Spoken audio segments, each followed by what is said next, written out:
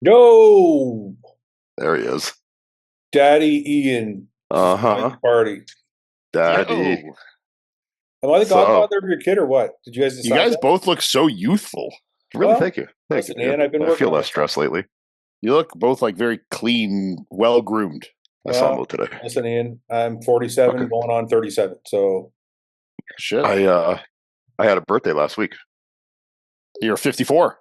54, Ian, but you wouldn't know it, would you? 64. 64. Fuck. Don't look above a day above 53, Paul. In all honesty, what would you put me at if you didn't know me? You don't want the answer to that. I do want the answer to that. I don't, Paul. As your friend, I think I should leave that question Now, unanswered. take in consideration the whole physique as well as the face, though. Well, I haven't seen you with the shirt off. I've only seen your forearms. Let me take my shirt off for you. Yeah. Take your shirt off. Well, I'm wearing a V-neck. I can pull it down a little. No. What does Take this your show shirt. me? Take your shirt off. Let's see it. I don't take my shirt off. I don't look that good right now. But if you saw me in the that gym, would be the thumbnail so quick for this if Paul's shirt came off, you know? if you guys take your shirts off, I'll take mine off. If I saw, I'm gonna take my shirt off. Are you kidding me? My body's destroyed. What do you take my shirt off? What you think I got? You think I'm fucking pristine over here? You haven't been fucking in a fatal motorcycle accident. I'm Fouad, fucking. I've been. I broke If you every equate bone in my body. I can't fucking. my experiences in life are equivalent to like 5 or 6 major car accidents. Okay. What? Okay. If I saw you in a gym, Yeah. for Your sure. answer is going to be skewed because you think I look too old, and you Listen know to me me. the whole. 1,000%. If I saw you right now, the way you look, as I'm looking at you on this camera, 55 years old. No, yeah, you're not being honest. You're not. I think you're. I would think you're your age. Yeah. You're my. I'm 54. You don't think I I'm would even think like? you're anywhere between 50 and 55. Yes. See, I think I would say.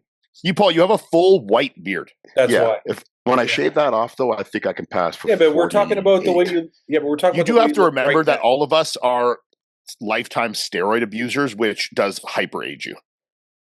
So being someone that has used steroids for 30 years, you look pretty great for your age, you know? But I guess I'll take that. That's a win, Yeah. I guess, Yeah, somewhat. that's a win. I Take think that. Okay, I'll Take take that that. for what Listen, it is. I think you look pretty great for your age because you're fit. Yeah. Most 55-year-old guys are slobs. Yes. True. So I think because you're fit, you look like a good 55-year-old, but you don't look like you're 45, Okay, now just going neck up. What would you give me? 60. Really? Are you serious right now? What about you, Ian? No. 56. 56. You added on two, eh? Really? Let's wait. Nobody say anything. Let's ask Akeem. I think when my face is leaner, then I look older. But when my face is a little fatter, Well, I want to see if Akeem did he get his AirPods or not? Because I asked him to get a set of AirPods. Akeem. He's trying to turn the phone. What's going on here? Akeem, what's going on, dude? Come What's on. going on, guys? Oh, I can hear you better. Yeah. Yeah. You got a frame though around you. You Right got to now. turn your phone though. No, well, I'm Fouad. There we Yeah. go. So I didn't buy a microphone. I didn't buy AirPods. Well, what do you got then? You sound better than last week. It's been made for the iPhone. What is it? Oh, you got He's a got mic a for mic. it. You got a mic for Yeah. it. Oh, good. Oh, Okay, good. That's what I was. when that plugs in. That's originally what I was going to buy you is the receiver for the iPhone, and then you have a mic on you. But then I was talking to Matt, my videographer, and he said that the AirPods work the best. It's the only problem is now I gotta see how I can turn you up the speaker. Oh, okay. Because you sound. That's actually why he said the mic would be a problem. He said you hearing us would be more difficult. Yeah, that's the only issue. Let me see. Get yourself Why- one of these, Akeem. Nice You're so lazy. Why didn't you just go buy a set of AirPods? Just got a headset. Dude, Paul looks like a fucking air traffic $30 control over here. $30 at Best Buy. Best purchase. Best $30 you ever spent. Remember last week we talked about cheapest things we bought that you've gotten the most value out of? Yeah, This headset. a headset. Yeah, okay. You're ready for a fucking Indian call center, you know? Except I'm jacked and I'm Italian. Hello, this is Paul. How can I help you today? Akeem, can you hear us yet or no? I could hear you guys, but it's just really, really low. Oh, dude. See, why didn't you just get a fucking set of AirPods like I asked you? You sound perfect, Akeem. Yeah, but he can't hear us. Maybe turn your volume up. Okay, I'm going to ask you a question to see if you can hear me. If you saw Paul in a gym as he looks right now on camera, how old do you think he looks? Let me see Paul. Camera got to pan back to Paul. Let me stand. Hang on, let me stand away from the No, camera. no. Just the way you look right now. How's this? Oh, wow. Torn biceps. Bicep Torn like biceps, yeah. halfway up his arm. Well, I would say you're at least 45. No, fuck Oh you, my Akeem. God. You're such a liar. Look at him. He's lying so bad. It's a brother thing. Paul, I got your back, man. I got your back. I know you Paul. do, Akeem. I love you. It's kind of like I'm like in the brotherhood, kind of. Yeah. I am kind of, because look at I'm pretty dark. Yeah, well, that's it. Pretty purple. He can't even hear Well. you. He's not know what you're saying. Seth, I didn't know you joined the Brotherhood. Well, Seth, I gotta ask. Aryan Brotherhood. I gotta ask you a question. Nobody say anything. I get a lot of respect in Detroit. If you saw Paul walking through a gym and you didn't know him, just the way he looks right now on camera, Mhm. how old do you think he would look?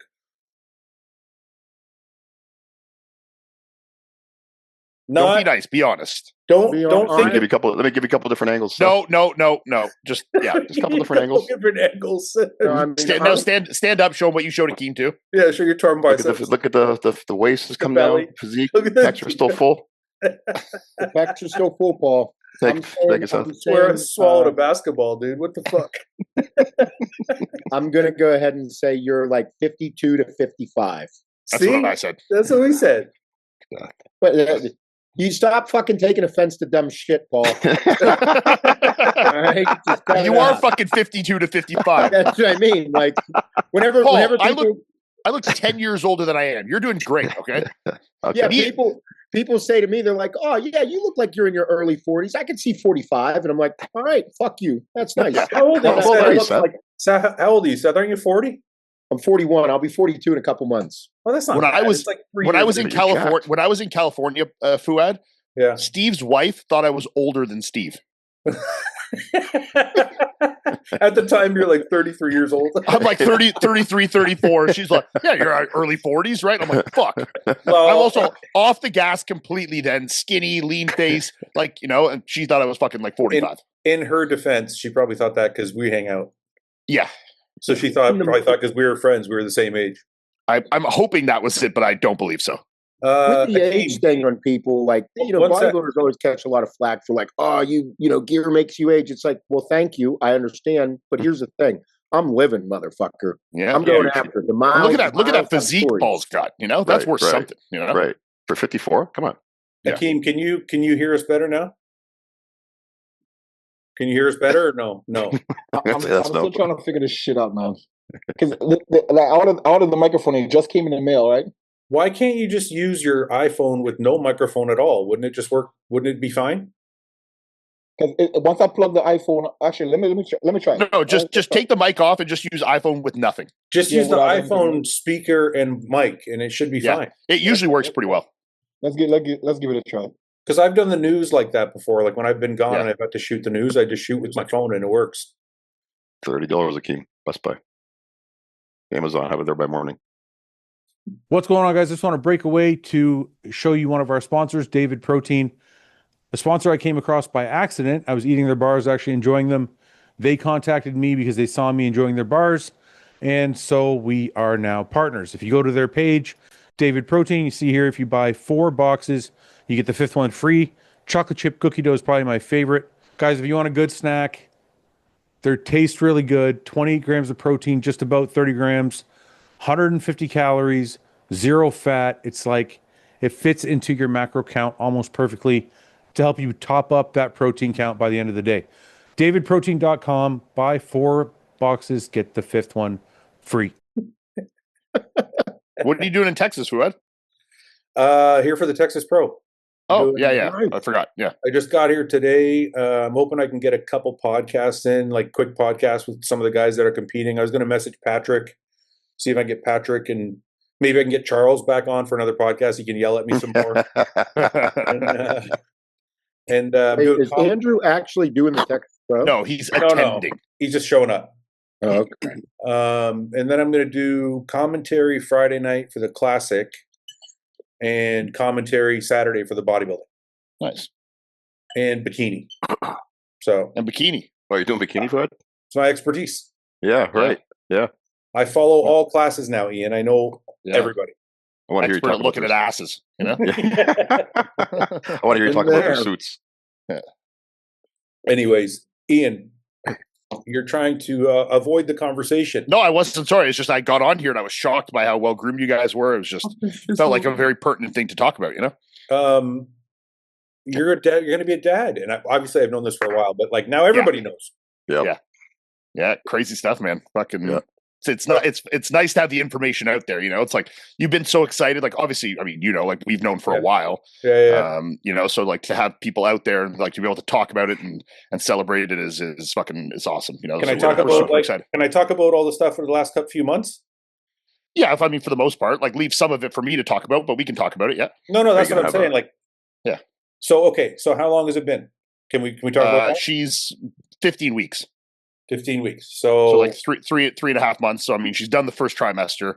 okay. You know, a couple weeks, 2-3 weeks into the second trimester. Yeah. Do you guys know? I know you said you guys know what it is, but you haven't looked yet. Is that still the case?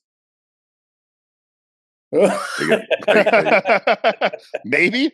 Are you gonna have a gender reveal party? No, I don't think so. No. If you do, Are you gonna wait? Like, does she want to wait until the baby's born to know what it is? I don't know. We'll see. We'll see on how she comes around on that. I know But- you're not gonna. I know you're not gonna be able to wait. You Well, probably. I might know already. Yeah. That's what I was gonna say. You probably He's gonna show up like all blue shirt all of a sudden, or all pink. Okay, I know nobody ever answers this, and obviously you're happy just to be a father, but like, Sure. is there a preference? Like I go back and forth, man. Like if you'd asked me this 2 years ago, I probably would have said I wanted a girl. Yeah. And then like, you know, when I see something like I talked about this, I see Seth with his son, I'm like, fuck, that would be cool, you know? Yeah. And like they're both so like being a girl dad, I think is so cool and so awesome. And that like, you know, having that like little girl you raised and protect, I think is such like a cool thing and such an awesome relationship you can build with a daughter as a father. I think that's something that really excites me. But also being a boy dad is fucking cool. Like you get to, you know, Seth's in there with his fucking son, like in the gym, like doing fun shit. And like, sure, you can do that with a girl, but it's with a boy, it's a different relationship, you know, like that bonding that you can build over, you know, common interests as a man with a son, I think is a little different. But yeah, I mean, you know, like I don't really have that much. Maybe I would lean slightly, I don't know. Like the only reason I would say a boy I would lean to slightly is because of my dad, you know? Yeah. Like my sister's got a daughter, like stuff like that. It's like, you know, having like a grandson, like and another one, like that's like, I'm like, I want to give that to my dad, you know? Yeah. But no, I don't really. It's, you know, you guys know this for us. This was a process, you know, like this was years of us doing this. And I'm just so fucking excited to be on the fucking train, man. Like I don't give a shit, you know. Did you ever whatever. think did you think it was going to happen? Because I know for a long time it was like tough. Or did you actually believe you were going to get there? I had periods of both. You know, like I had at the beginning where I was like, just didn't realize how long this process might take and thought it would come back quick and we would be fine and blah, blah, blah. And I just was like kind of naive to the whole thing. And just was like, yeah, no problem. You know, I'm going to fucking take some HCG, FSH. Well, I'll be good. No problem. I'll be fucking couple months, you know? And then when that process like started to be longer and longer and you're like, fuck, like, is this actually going to be reality? And like, you fucking, you know, you see like, then your Instagram gets fucking clouded with people with like fucking all these sad stories of like them being on their like 35th round of fucking IVF or, you know, they've been trying for 15 years. And like, you know, I'm like, fuck, like, is this going to be me? Like, is this going to be us? You know? Yeah. So I had periods of both, like definitely periods of like where I was just not really thinking about it, optimistic. And then I had periods where I'm like, fuck, this feels like it's never going to happen for sure. You know, I definitely had a mixture of both. I think near the end, like the last probably 6 months to a year, I kind of had like relinquished myself to the universe of it and be like, you know what, I'm optimistic. If it's going to happen, it's going to happen. You know, I got to stop stressing about it. And I think we'll get there. And luckily enough, we did, you know. Do you think, how do you think Melissa felt? Was she kind of the same way as you, or was she more optimistic or pessimistic? No, I think she was the same, probably more optimistic throughout the whole thing of it. But I mean, obviously, being a woman, she probably started to feel that like biological clock like looming a little more than I did. You know, like every year it's like, okay, I'm 34, I'm 35, I'm fucking, you know, I'm 36. Like, holy shit. Like, you know, that obviously has inherent risks of it as, you know, pregnancy in a woman as you get older, which is crazy. Like, even at 35, she's considered a geriatric pregnancy. Yeah, That's fucking hilarious, you know, like, which like she really isn't, but like technically classification she is, you know. So yeah, I mean, no, but she's overall, I think, just probably a more optimistic, less overthinker than I am, and I think she kind of just like she's a more like surrender yourself to the universe kind of person than I am, and I think she, you know, is a little more spiritual and faithful than I am, and I think she kind of leaned into that a little bit and just like trusted the process, you know. Yeah. Paul, I know you've had a lot of, My father too. You fathered two beautiful daughters, and I know you've had ups and downs with connection, but also protection, and so how does that? What? So I can only speak as a girl dad, obviously. When they're small, it's so easy to have a good time with them and keep them entertained. You know, all you do is put a movie on or take them to anywhere, and you know, and it's so easy. But like, I noticed that my oldest daughter now is almost 16, and now like there's not a lot to talk to her about that we have in common anymore. So it's a bit of a grind. And at 16, they don't really want to talk to you about too much of their personal lives. You know, I'll ask questions. I'll try to make sure that like she knows the door is open to talk to me about stuff.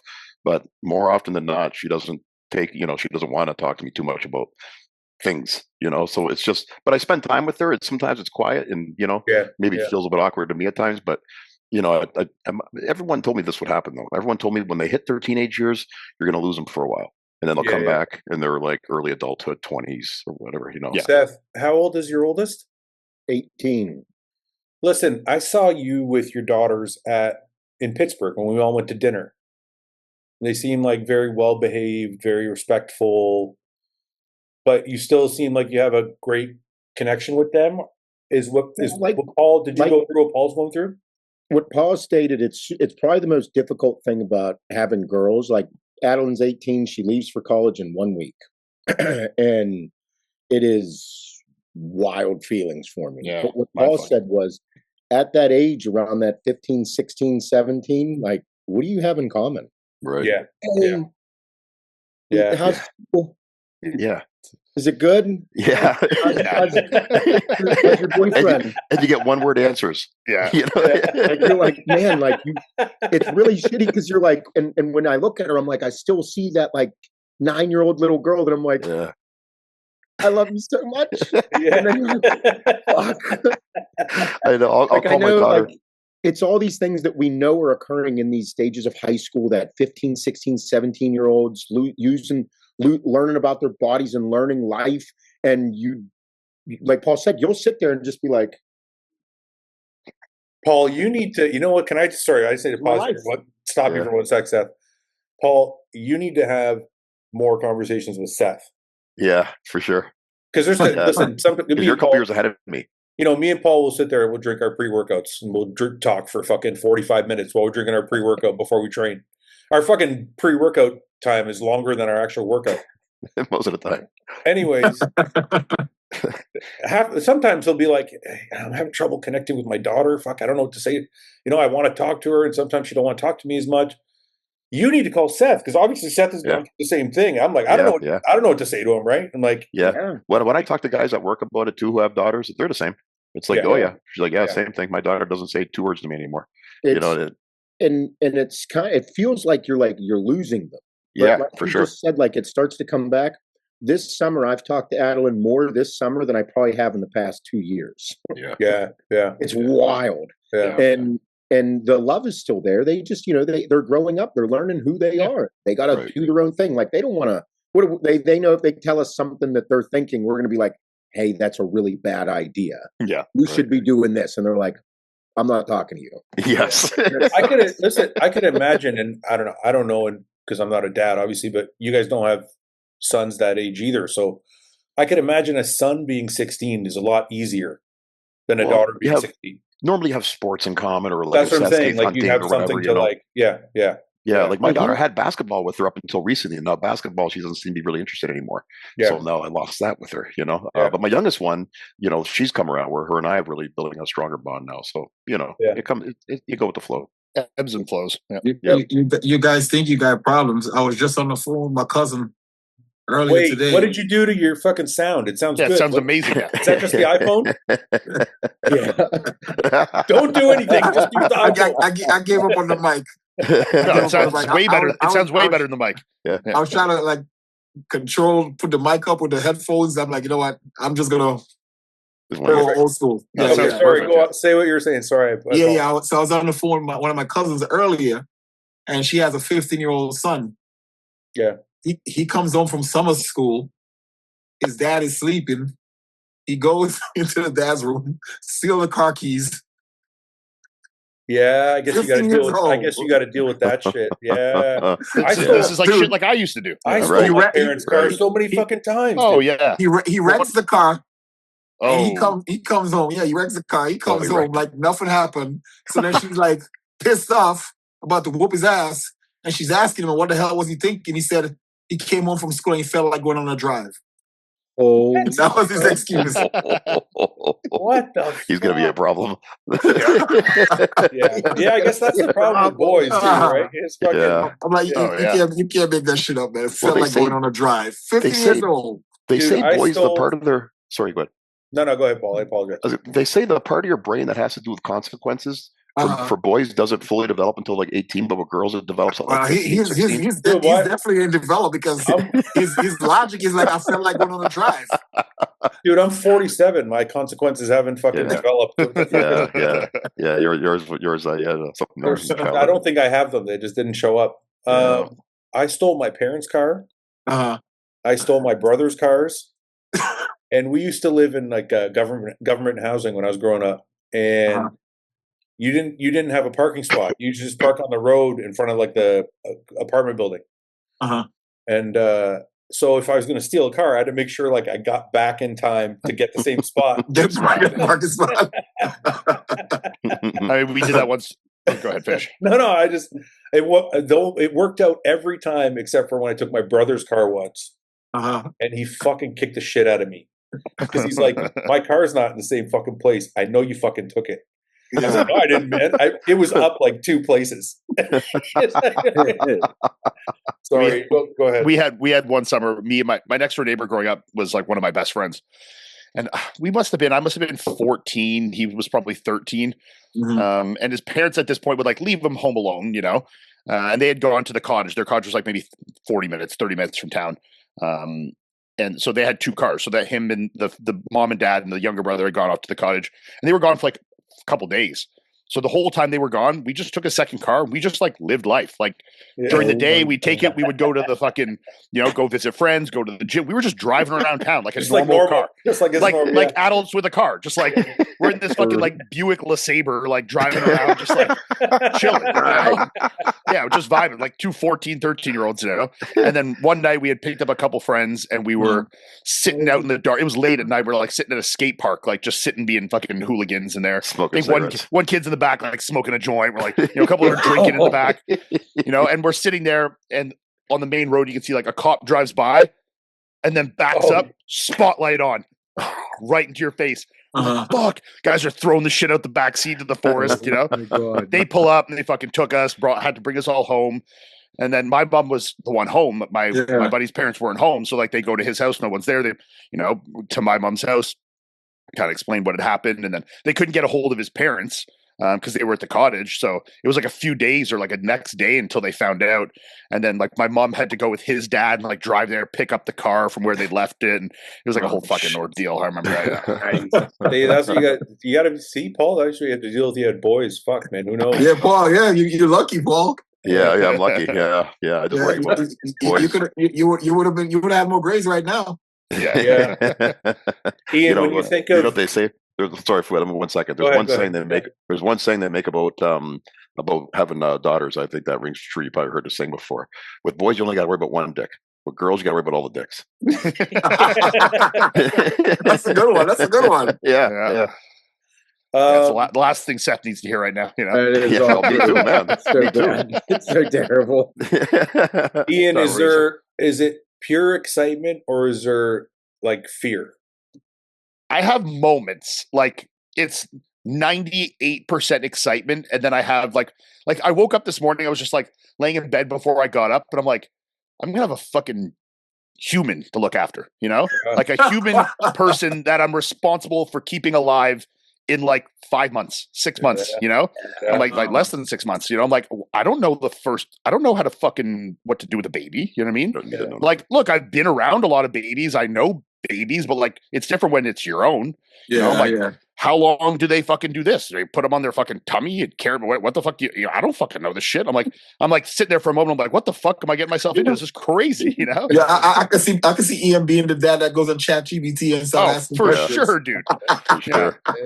But yeah, no. So like I had a moment, but I also like I take a moment in that and I remember I'm like, literally everyone that has kids feels the same fucking way. You know, everyone on their first kid is like, I have absolutely no, like they leave the fucking hospital or the birthing center or whatever, and they're like, what the fuck do I do? You know what I mean? Like, what am I literally have this baby now. What the fuck do I do with it? You know, I got to look after this fucking thing. So, you know, I just try to remind myself, I'm like, look, I think a lot of people, a lot more incompetent than me have raised children to be okay. I think I'll be fine. You know, if I can figure it out, Ian, you can figure it out. Yeah.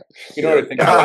I have some friends that are pretty fucking retarded that have raised, you know, solid kids. So, it'll be all right. You know, you just got to go. And you know, Melissa and I are at a point like we're not children anymore, you know, like I think we're in a good place in our life, you know, not that like I have lots of friends and Seth had kids young and, you know, lots of people that raise kids young, but like I think where we are now in our life for us is a good point to be, you know, like we're secure in our lives, we're a bit more mature, like, you know, we have our lives down, that I think where we are is a good place for raising children. So that gives me a bit of like sense of peace in the whole thing, you know, and like we have a good support system. I mean, like, you know, all our parents, like my dad lives 3 minutes down the road, my mom lives 30 minutes away, Melissa's parents are going to be moving close to us too. Like, you know, we have tons of friends that have kids, and you know, like, you know, I know lots of people that have children that you know, a support network that I can lean on and stuff. Like it's you know, I'm nervous, but I'm so excited that those moments are fleeting. You know, it's like I have it for 2 minutes, and I'm like, fuck that, who cares? It's gonna be awesome. You know? Yeah. Well, I was gonna say, I think, you know, that's why I have a lot of respect for Seth. And, you know, when I used to do the podcast with Luke used to always talk about, you know, Luke had his daughter when he was 15 years old. Yeah. So like, you want to talk about fear. You're like, I mean, Hunter had a kid young too, you know, like, yeah. So it's like, Seth, how old were you when Adeline was born? You were what, 22, 23? 22. Yeah. Like that's, you know, you don't have a fucking solid job yet. You know, you're still retarded yourself at that age. Like, oh yeah, I think to me, who I was when I was 22, I'm like, what the fuck, you know? Like, how terrifying was that, dude? Right, you figure it the fuck out, you know? No, I mean, Seth, how terrifying was that at 22? Like, oh, it was the scariest fucking thing. It was terrifying. I was like, I don't know what I'm going to do, but then I don't know, you kind of just do it. Well, one day after the other, you figure it out. I don't know an adult life without kids. Yeah. I don't know what I would do without kids. You know, it's funny. I don't know if we're all the same. I don't know if it's a bodybuilding thing or it's like an entrepreneurial thing or like just a man thing. But like, so whenever you have a big change in life or something good or bad happens that like alters your life, I feel like the four of you guys, and myself included, whatever it was, we would figure it out. But it's like, I guess I don't understand why more people aren't like that. Like people get crippled by shit. I think people think like that initially. Like I can figure this out, and then like the work sets in, and then it gets super scary, and a lot of people give up on themselves really quick and really easily. Can I ask you something before you finish? So the reason I'm saying this is like me and Paul talk about this all the time. You know, Paul went through a separation this year. I'm dealing with this like loss of my arm. So we both had like a life-changing thing happen. And what would be the alternative is my question. Like if you didn't figure it out, what would be the alternative? I'm gonna sit at home and fucking cry every day? Like there's no that's how my brain works. I'm just like, there isn't really an alternative. You just gotta like move forward, right?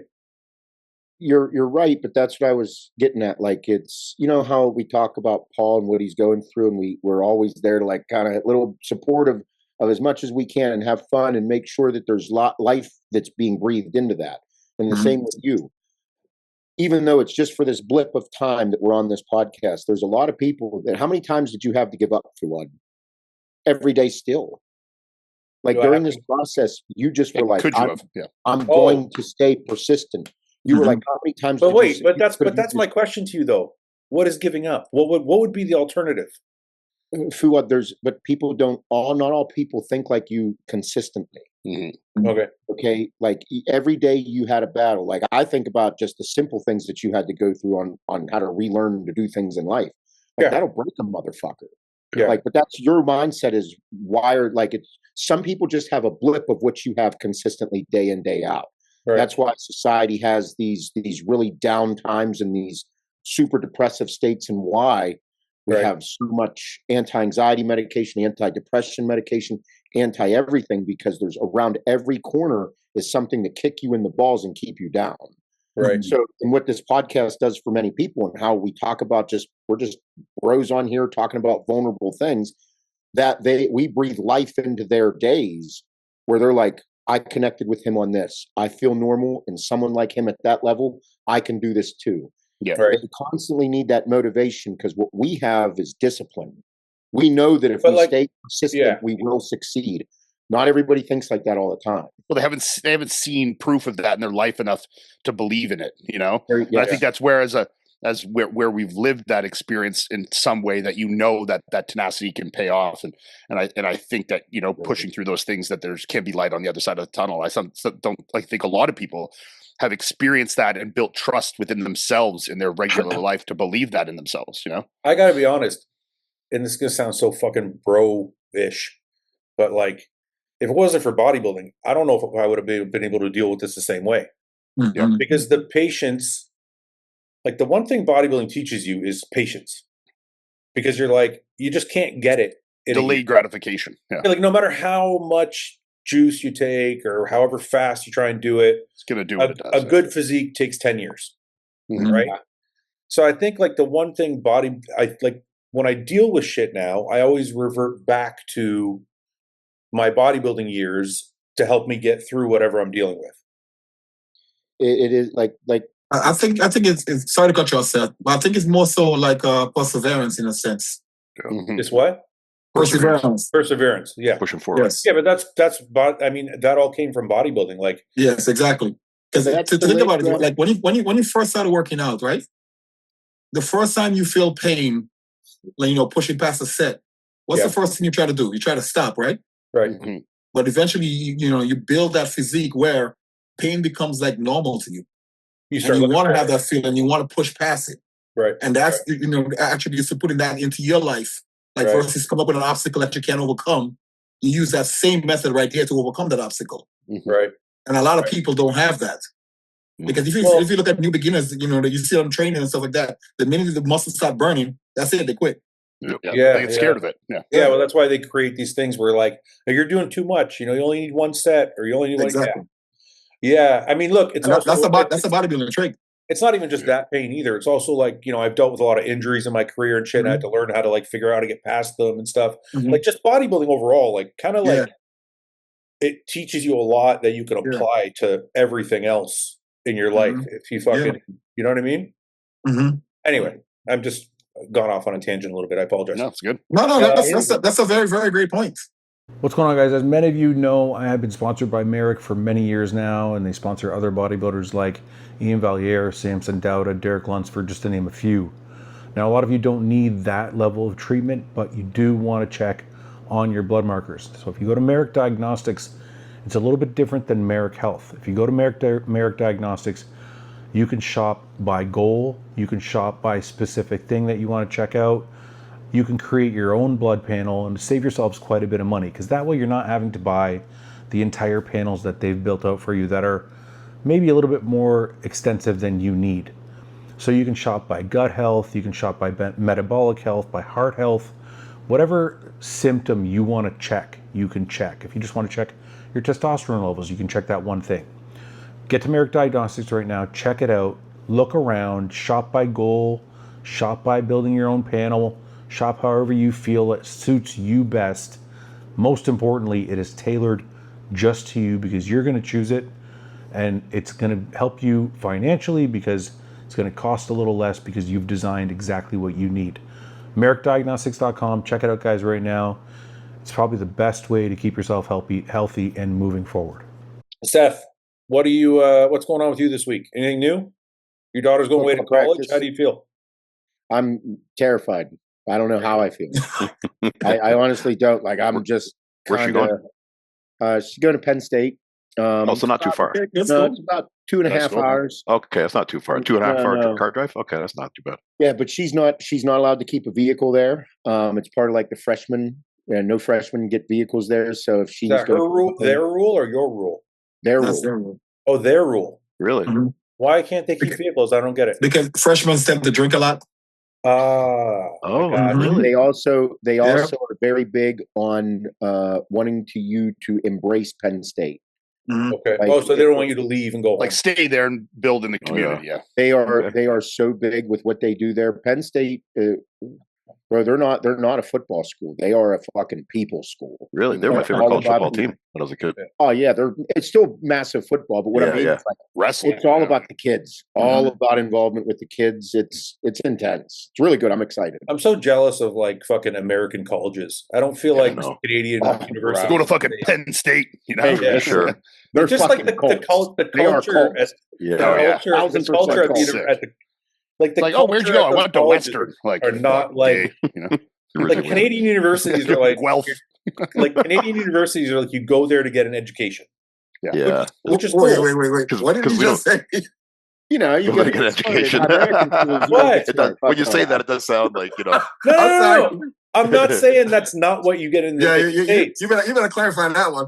I'm going to. What I meant by that is in the U.S. when you say you're going to a college, it's like it's about more than the education. You know what I mean? It's about being part of the community. It's about being part of the school. It's about like alumni and like there's like this whole thing. Yeah. I wonder if that's because of sports, like culture behind it, right? It's not just you're not just going to get a degree. Yeah. You think it's because sports are bigger though there? Sports are way bigger there. You think that's why though? But even without that, I think that's a big part of that, I would think. No, because even like Seth is saying, it's not really about the sports. It's about the culture of the school. Yeah. Penn State and all these big state schools, so they get a ton of funding. The reason Adeline was choosing a state school was because they get so much research funding, and she wants to do scientific research. You know, anything to do with medicine. That's she wants to be in it, and that was the main reason we're going to. She was looking at these bigger schools, but they are a cult. Make no mistake about that. It is all about the alumni and sticking together and what they build as a group. Because whenever I went to Ohio State, that one, they're fucking batshit crazy over there. Yeah. Penn State has, I think, the second most living alumni in the entire world for their college. And those are the ones that come back and donate. Yeah. So that's why you got to create that culture. Big. So create that culture, and they belong to something. When they make it big and have successful careers, they're going to give back to the colleges. Right. And Adeline wants to be involved in this type of stuff, and they have a beautiful campus. And just with it's the environment, I'm excited. And all they did constantly was talk about what they do for the kids, the programs, the just everything. And at that school, at all these schools, if you want to find trouble, you can find trouble. If you want to find good, you can find good. And whatever. But here's the thing with Penn State that I was like, I went to this fucking whole day in 8 hours of, showing the campus and the tours, and we do this. And I'm like, you all are fucking crazy. This is a cult. I get it. As a dad, I'll buy the fucking $200 sweater right now. And but then on the way home, I posted the picture of Adeline and I in the truck, we were at Penn State at the campus, and we're like, hey, yeah, great, bro. It was a 2.5 hour ride home. My phone was blowing up with Penn State alum. No way. Oh, if you need this, hey, whatever you need, great. My uncle still lives up there. My grandpa lives 20 minutes away. Yeah. Nuts. And I'm like, great. I'm in. This is so everything that I just heard for fucking 8 hours was real. Very, very real. That's cool. That was very cool. I'm excited for her. I'm so terrified I'm going to cry. It's super emotional, but I'm really excited for her. It's a big moment. Yeah, it's really. How old's the second daughter? I can't remember. I'm sorry. She's 12. She's 12. Okay, so you still got some time. Yeah, I'm good. With a she's younger, still kind of a baby. Another 5 years. It's going to be weird when this one leaves because we have family dinner probably 4 nights a week, 5 nights a week. We're all together. Yeah. But that's going to go away here. It's going to be weird. Yeah. Well, it's not going to go away. It's going to be 3 of you. Small, less. Yeah. Instead of 5. Yeah, 5 is a big. Yeah. That's a big deal. It's good. But then when she comes home for visits, those would be big moments too. I know. That's. We'll be here for you, Seth. Yeah. Akeem, what's going on with you? Anything big? Any big news? Are you getting married? I'll tell you what just happened earlier. You broke up? I drove the Jag really hard yesterday, and I parked it and it was fine. And I got out to go to the gym earlier today, and I turned on the car and it lit up like a Christmas tree. Uh-oh. Oh no! I definitely think I broke it. Yeah. You're doing a little spirited driving, were you? Yeah. I thought you got rid of the Jag, though. I thought you got rid of the Jag and the Porsche. No. So you have the Jag and a Porsche. Jag for life, man. Jag, it's a fucking chit car. What's wrong with you? No. Oh no, not the one you have. You have a good one. You have the good one. Sorry, you have the good one. Yeah, the damn thing. You got the Jag, but you got rid of the Vet, and you got the Porsche. The Jag, the Jag it breaks my heart right now because I'm trying to figure out what the hell is wrong with it right now. You see, you got a Porsche though? Yeah. What'd you get? 911 Turbo S. What year is it again? 14? 18? 18. 18? That's fucking nice, dude, bro. You put all my goddamn business out there, huh? Akeem's doing well these days. That's what this podcast is about, Akeem. Everybody knows everything about us. That's a nasty ride. We're naked on here, Akeem. I know, right? Dude, when we go to events, people come up and they're like, "I feel like I know you, but you don't know me." And I'm like, "I don't. I have no idea who you are." People are like, "Hey, Paul, I don't dry my balls either." I'm like, no, it's crazy since we announced that the baby. Like I had people. I was walking outside and there's people that fucking work in construction in my neighborhood saying congratulations. There's people random at the gym, people I've seen there but never talked to for 10 years. You know, they're like, "Oh, I saw the congratulations." Like so many random people that I'm like, I don't even know you. I didn't even know that you knew who I was, that are saying congrats. They saw the post and stuff like that. It's crazy, I think people are really happy for you, man. I think we built a community and people know us, and it's people know you were trying for a couple years. It's a big fucking deal, man. Yeah. Well, you've been a presence online for a long time. So it's people have watched you grow. Now they'll be part of your fatherhood. And because of obviously social media and this podcast as well. I mean, I shared a lot of that kind of experience and the struggles we were having, and honestly, I'm glad I did too, because the amount of people that I've connected with, it's such a common thing. I mean, fuck, I talk to people even since we announced it. I've probably talked to 200 guys that are fuck, I'm still going through this. We're doing this, or saying the same thing that we just we're in the same place as you, where found out a couple weeks ago or whatever, so we've kind of done that process together, and been able to discuss over the last few years and kind of been in parallels or not, or support each other and stuff, which is cool. I think it's funny. We have a community that is part of the podcast that follows it, watches us, whatever. And they don't always comment on everything or necessarily connect or DM all the time. But when something big happens, it's everybody's there. Yeah. You know what I mean? It's crazy. So when I got my accident, everybody, you're going through this thing for 2 years now, 3 years, trying to get when I was talking about for a little while there, I was talking about adopting. I was getting slew of DMs from people.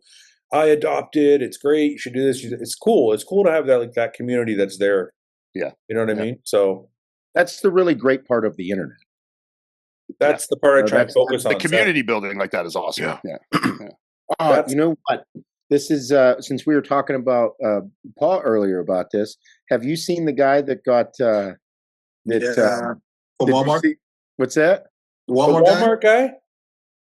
Oh no, Oh, okay. I saw the Walmart guy. No, there was this guy that got he's fuck, what did he call it? Damn it, it just left my head now. I don't fucked you up, huh? Yeah, you did. There's a white guy that's super nerdy that he ended up getting like I think they called him like a sponsor or something, where like he's getting his black card.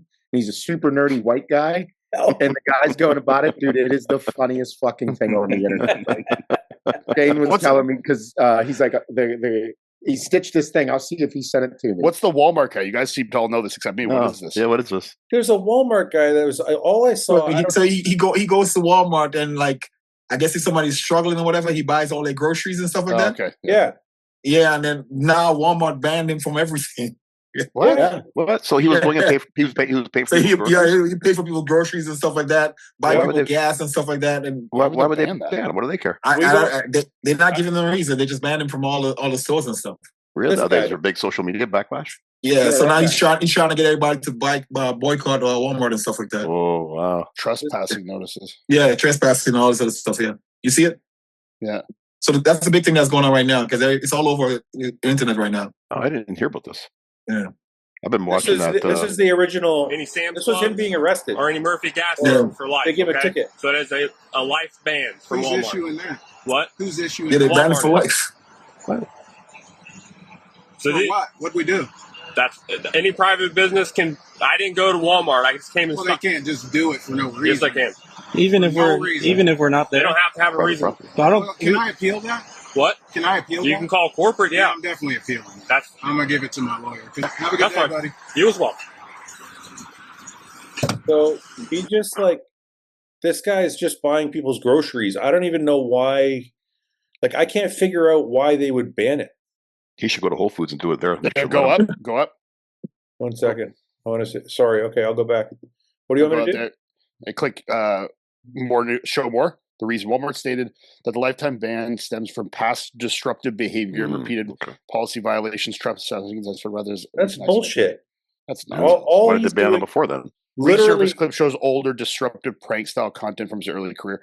Oh my god! And they're bringing that up now. What a fucking All this guy's doing is buying people's groceries, and I'm like, why wouldn't you? Like, why wouldn't you want? Like, I don't know that you could make something really big out of that. Right. Mhm. Right. Yeah, for sure. Like, why would you fucking use that as Walmart? just What are you doing? you would use it to like lead into those kind of things. It's crazy too because some of the comment sections have like a couple thousand comments, and they're tens of thousands, and they're all like "fuck Walmart, boycott Walmart." Yeah. I mean, not that Walmart. Bad luck. They're fucking. They're Walmart. They're Walmart. But have you guys? I think that's what it is. So they could give two shits. You know. Yeah. They're too big to care. It's not exactly. it's not that I think Walmart's going to be hurt at all. I'm just confused why. I can't figure out why you would ban. You're still getting paid regardless. Hey, Right. Exactly. Yeah. Interesting stuff about that. Like in the beginning of my career, right? We used to do like a lot of YouTube videos where we would go to Walmart and go like shopping, like bodybuilding shopping. Right. And we were able to walk around Walmart with a camera and just record. But now you can't even do that. Yeah, no, they get Maybe that's really just at Walmart or across the board. A lot of places. Yeah, you can't do that anymore. Yeah. And I'm talking about the managers would like I would ask first. I would ask the managers and they're like, yeah, sure, go ahead. Yep. You know, record Really? as much as you want. You can't do that anymore. Maybe it's just a blanket policy they have now because people are doing like weird shit in there or something. I think once social media really took off and all these content creators and stuff like that started exploiting that stuff even more. Yeah. I think they started like chopping down on like people like, just freelancing and doing stuff like that and especially like in public places and stuff. Yeah. There was a know girl in Walmart's Windsor. big as fuck, but they still have to answer to the stock market and the fucking board. To the Right. people. Yeah. Like you can't they compete with Target, they compete with all these big companies. Why they wouldn't lean into it? I mean, I think that's just stupid. Yeah, it's just a really it could bad. be a good charity way of going about it because you just Especially- one guy like him and then that. But at the same time, they are so big they don't care, but they still have to answer. They still have to. I mean, it's interesting because he put a lot of eyes on Walmart. Right. It's a bad In a look positive at a light. time when Right. Positive light, yeah. it's a bad look at a time when a lot of people are struggling, Right. Yeah. High inflation Yeah. times. and it's Yeah. like this guy's trying to help. It's not like Mhm. everybody's doing great, and he doesn't. People are struggling, and he's like, Mhm. But I trying wonder to if help. I wonder if they were like, you know what, you can keep doing it, just don't video it. Mm. Well, That it would seems change odd. it. They just gave him a fucking ban, dude. No, I'm just saying though, like what if like, that if like I wonder if that's the yeah, whole but thing. like, video but then, but hold on a minute. That doesn't make any sense because it's like maybe he wants to get something out of it, and he's getting the social media content and showing that, like, hey, I'm being a good person. I'm doing this. You can do it too. Look how happy people are. Right. Like, he just wants to show that he's making people happy. Pay it forward, kind of. Yeah. And it's like, why would you? I don't understand. Like, well, this is what I wonder. Like, and I'm just putting it out there. I'm just speculating. I wonder if like a corporation like Walmart, maybe they've had people videoing stuff in the past in their stores that is, X-rated or something. Like, remember this girl in Windsor who had a couple of years ago? You remember this story? There was a girl in Windsor who was filming herself in Windsor Public Libraries, finger banging herself, and then she put it on. She put it online. You always know the finger. You know the finger bang stories. For some reason, you always know them. Paul was a subscriber to that content. No, I wasn't. He was like, "Where'd it go? I was watching these videos." He's like, "Where do I find this?" He's like, "He saw it in the news." He's like, I'm just wondering if it's a proactive approach they take so they don't run into issues like that. Yeah, I like how Paul switched from like helping people buy groceries to finger banging in libraries. It's a Windsor Public Library. Finger banging. This is like that story when the girl was finger banging herself. Like, no. Finger banging helps people too, Akeem. There's people get helped by finger banging too, She was trying to get people to go to the library. Hey, nothing wrong with reading more, The girl wants to dip her fingers in there. Hell of a transition, boy. We had Atlanta last week. I want to show 2 photos to discuss before we get into everybody else, okay? I want to talk about this one first. Obviously, James looks fucking incredible. I want to know what you guys all think. So we'll go around the horn. Paul, we'll start with you since you're an IFBB judge. What do you see? Obviously, any commentary we're giving is based on photos and video only, but what are you seeing here? Did you agree with it? What do you think? I did agree with it, and I thought James somehow this is like every show I've been more and more impressed with him. I think he's gotten like a little bit better every show that he's done in the last 4 weeks, and I think this was his best look yet of all the 4 shows. It was good to see him get rewarded. I thought Regan came out looking impressive, but then as he posed more and more, just the lack of detail, it looked like a little bit flat at times. And I just as they posed, James just started standing out way more to me, and I think James was clearly more conditioned. And I think he was fuller too, and just a better version of James than Regan brought. Do you think the conditioning, like, this is basically a win on conditioning? Yeah. Would you agree with that? Conditioning, or at least total package, I would say. Well, the reason I'm saying that is because muscularity wise and muscularity wise and shape, they're about equal, and shape wise, it's going to go to Regan. Right. I think even muscularity though, like Regan maybe is like wider in some areas, but like you watch from the front, like go back to the front shots, like James has a lot more depth, Yeah, he's got a thicker chest, thicker quads. Yeah, thicker chest. Look at the quads. I mean, like the detail, the density, the conditioning, I think was the difference. Obviously Regan shines from the shape perspective. He's awesome from the back. He's got wider clavicles. But you can't, argue the density and the detail was definitely a lot higher on James, Yeah, I agree. Akeem, just more pop to it, Akeem, what did you think? I said the same thing that Iain just said. James was definitely more conditioned, more details, harder, rounder too. Yeah. Regan's shape is insane, but I think the judges got it right. Definitely James. And I think he was my pick to win too. I picked him to win, so did I. I was happy with my pick. I don't think anybody I don't really think anybody thought the judges got it wrong, did they? No, I didn't hear anybody complaining about that. Like, for the most part, I'm sure obviously there's Regan fans that thought whatever, but like most people, I think, were on board with it. It was a good call. Yeah. If anything, there was more about third and fourth. A lot of people thought Patrick should have been third. Some people thought Joe that was mostly the talk of Patrick over Joe. I thought this was the best combination for James. I thought Portugal obviously was a warm up. I don't think they planned to do it. I think China, he came in super crisp, was like a little bit flat, just a little bit. Not saying like it was a good compared to what we've seen. And then Tampa, I think he actually was spilled a little bit, maybe from the flight and everything. I think this one was kind of the perfect blend of all of them. It's great look. I think that James looked more comfortable at this show than any show so far. Yeah. I think Regan will look better this coming weekend. Yeah. And I think that's what James had going for him. He had consistently honed in on this. I personally think that if Regan would have done what James did, like I think that Regan would progressively get better. Yeah. Learning his peaks a little more because he started fading. And it's like that's just learning the peaks and learning how his body works because he's bigger than he was last year, so he's consistently becoming a new bodybuilder. But 2 or 3 shows is what I'd like. I'd like to see Regan just continually compete, but he's got 2 this year so far. Listen, I'm not trying to shit on anybody. I'm just going to have an honest, open conversation and ask a bunch of questions. Some of them could be bullshit questions. Some of them could be accurate. Is Regan actually bigger? Because if he's full but not peeled, then who knows what that looks like when it is peeled, right? Yeah, like I think either you're way, always going to look bigger. Like you're always going to look bigger if you're like, you know what I mean? If you're 3 weeks out. Yeah, I think he still was heavier in comparable condition to previous years. So, like, technically that is bigger. Yes. Okay, so then the second question is.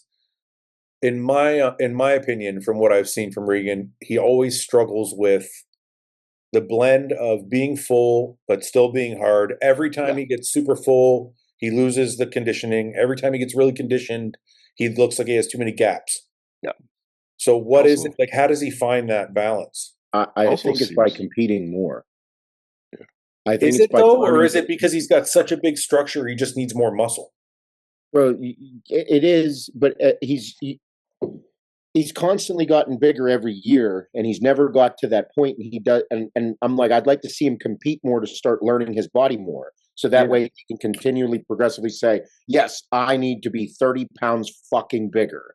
Yeah, I'm not disagreeing. I'm not disagreeing with anything you're saying, Seth. Yeah, all I'm saying is, look, anybody who's seen Regan in person, he's tall and fucking wide. Like he's just a big fucking guy. Massive. And I just think it's almost like the same thing we talk about with Quint. When I see Regan and Quint, I feel like they're the same.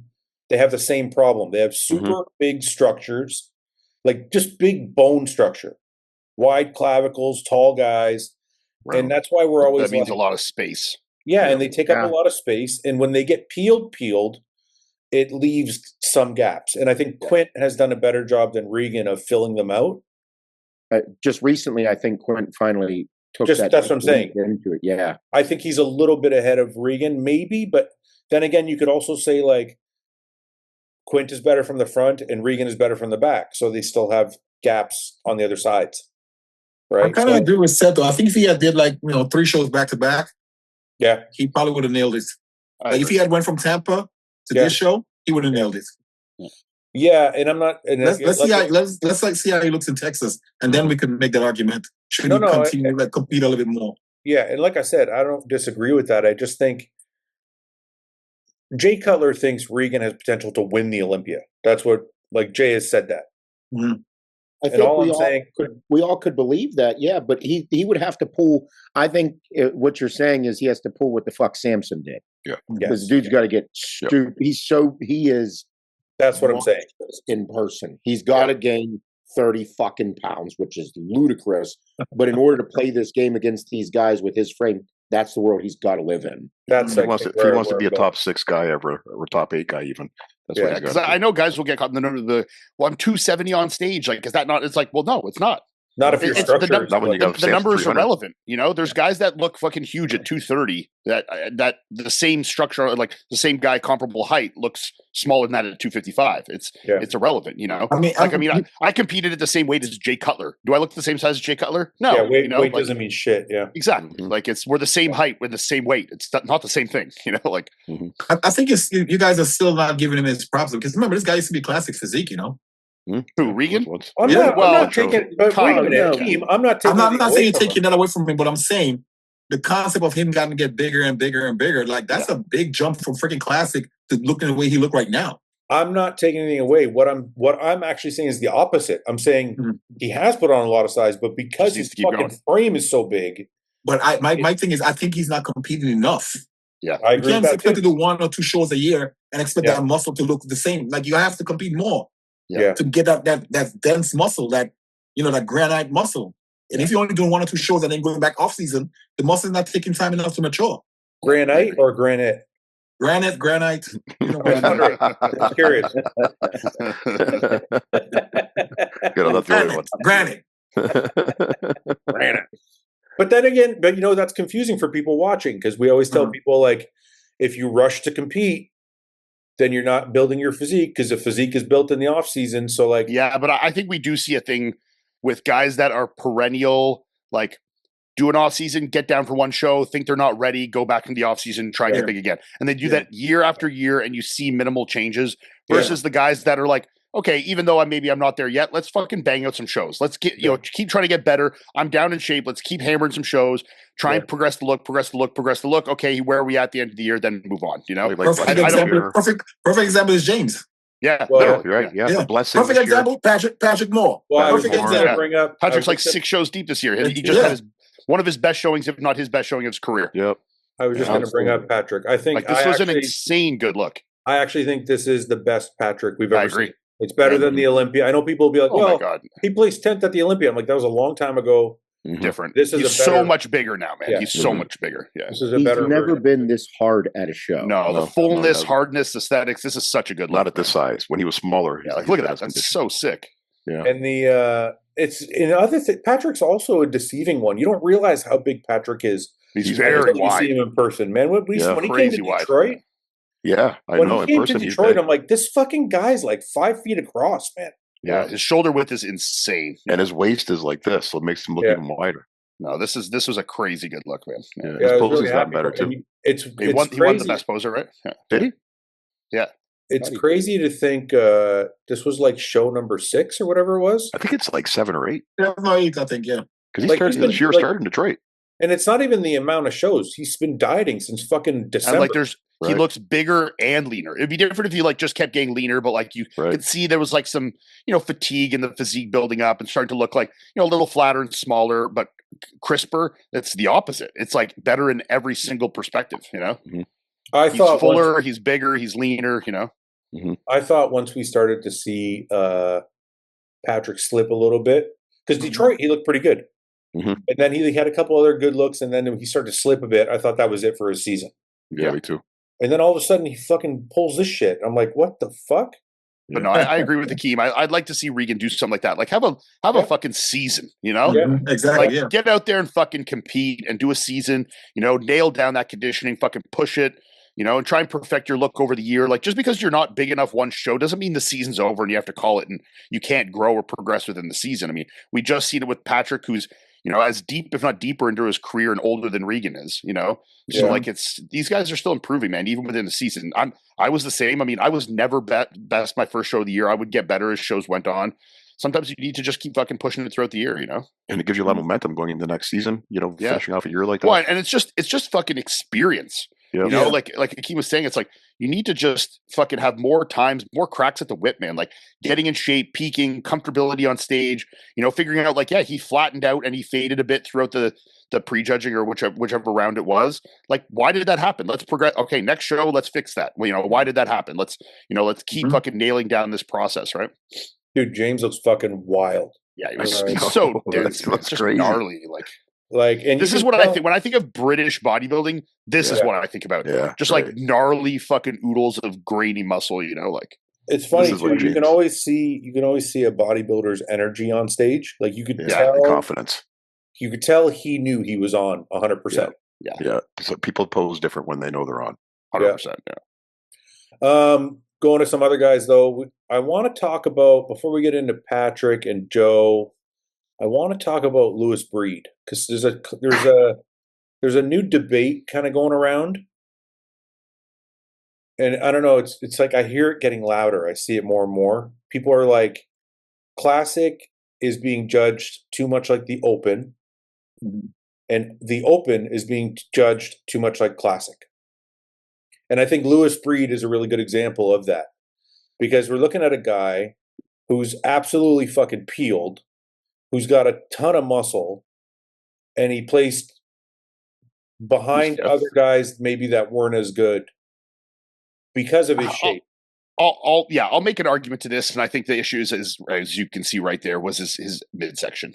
Yes, and I do think that muscularity is king, but I think that there still is things that are reprimanded a little bit, and in some of his shots, the side try, some of those transitions, like when I was watching the live stream on the side try and stuff like that, he was letting his lower abdomen out relatively significantly, and that's going to hurt you, especially when there's guys like Patrick Moore and Regan, stuff like that in that lineup. It's like, he's got a crazy ton, and he did beat guys with better aesthetics, but he didn't control that midsection super well, and that hurt him. Okay, so you don't think the conversation? Well, I mean, James won the show, so it's like no. Hold on a minute. The original conversation I said, is that have any merit? Because I hear it getting louder. No, but I'm saying, like, when James wins the show over Regan and Patrick Moore and these guys, it's like James won that on density and gnarliness, not on fucking aesthetics. Right.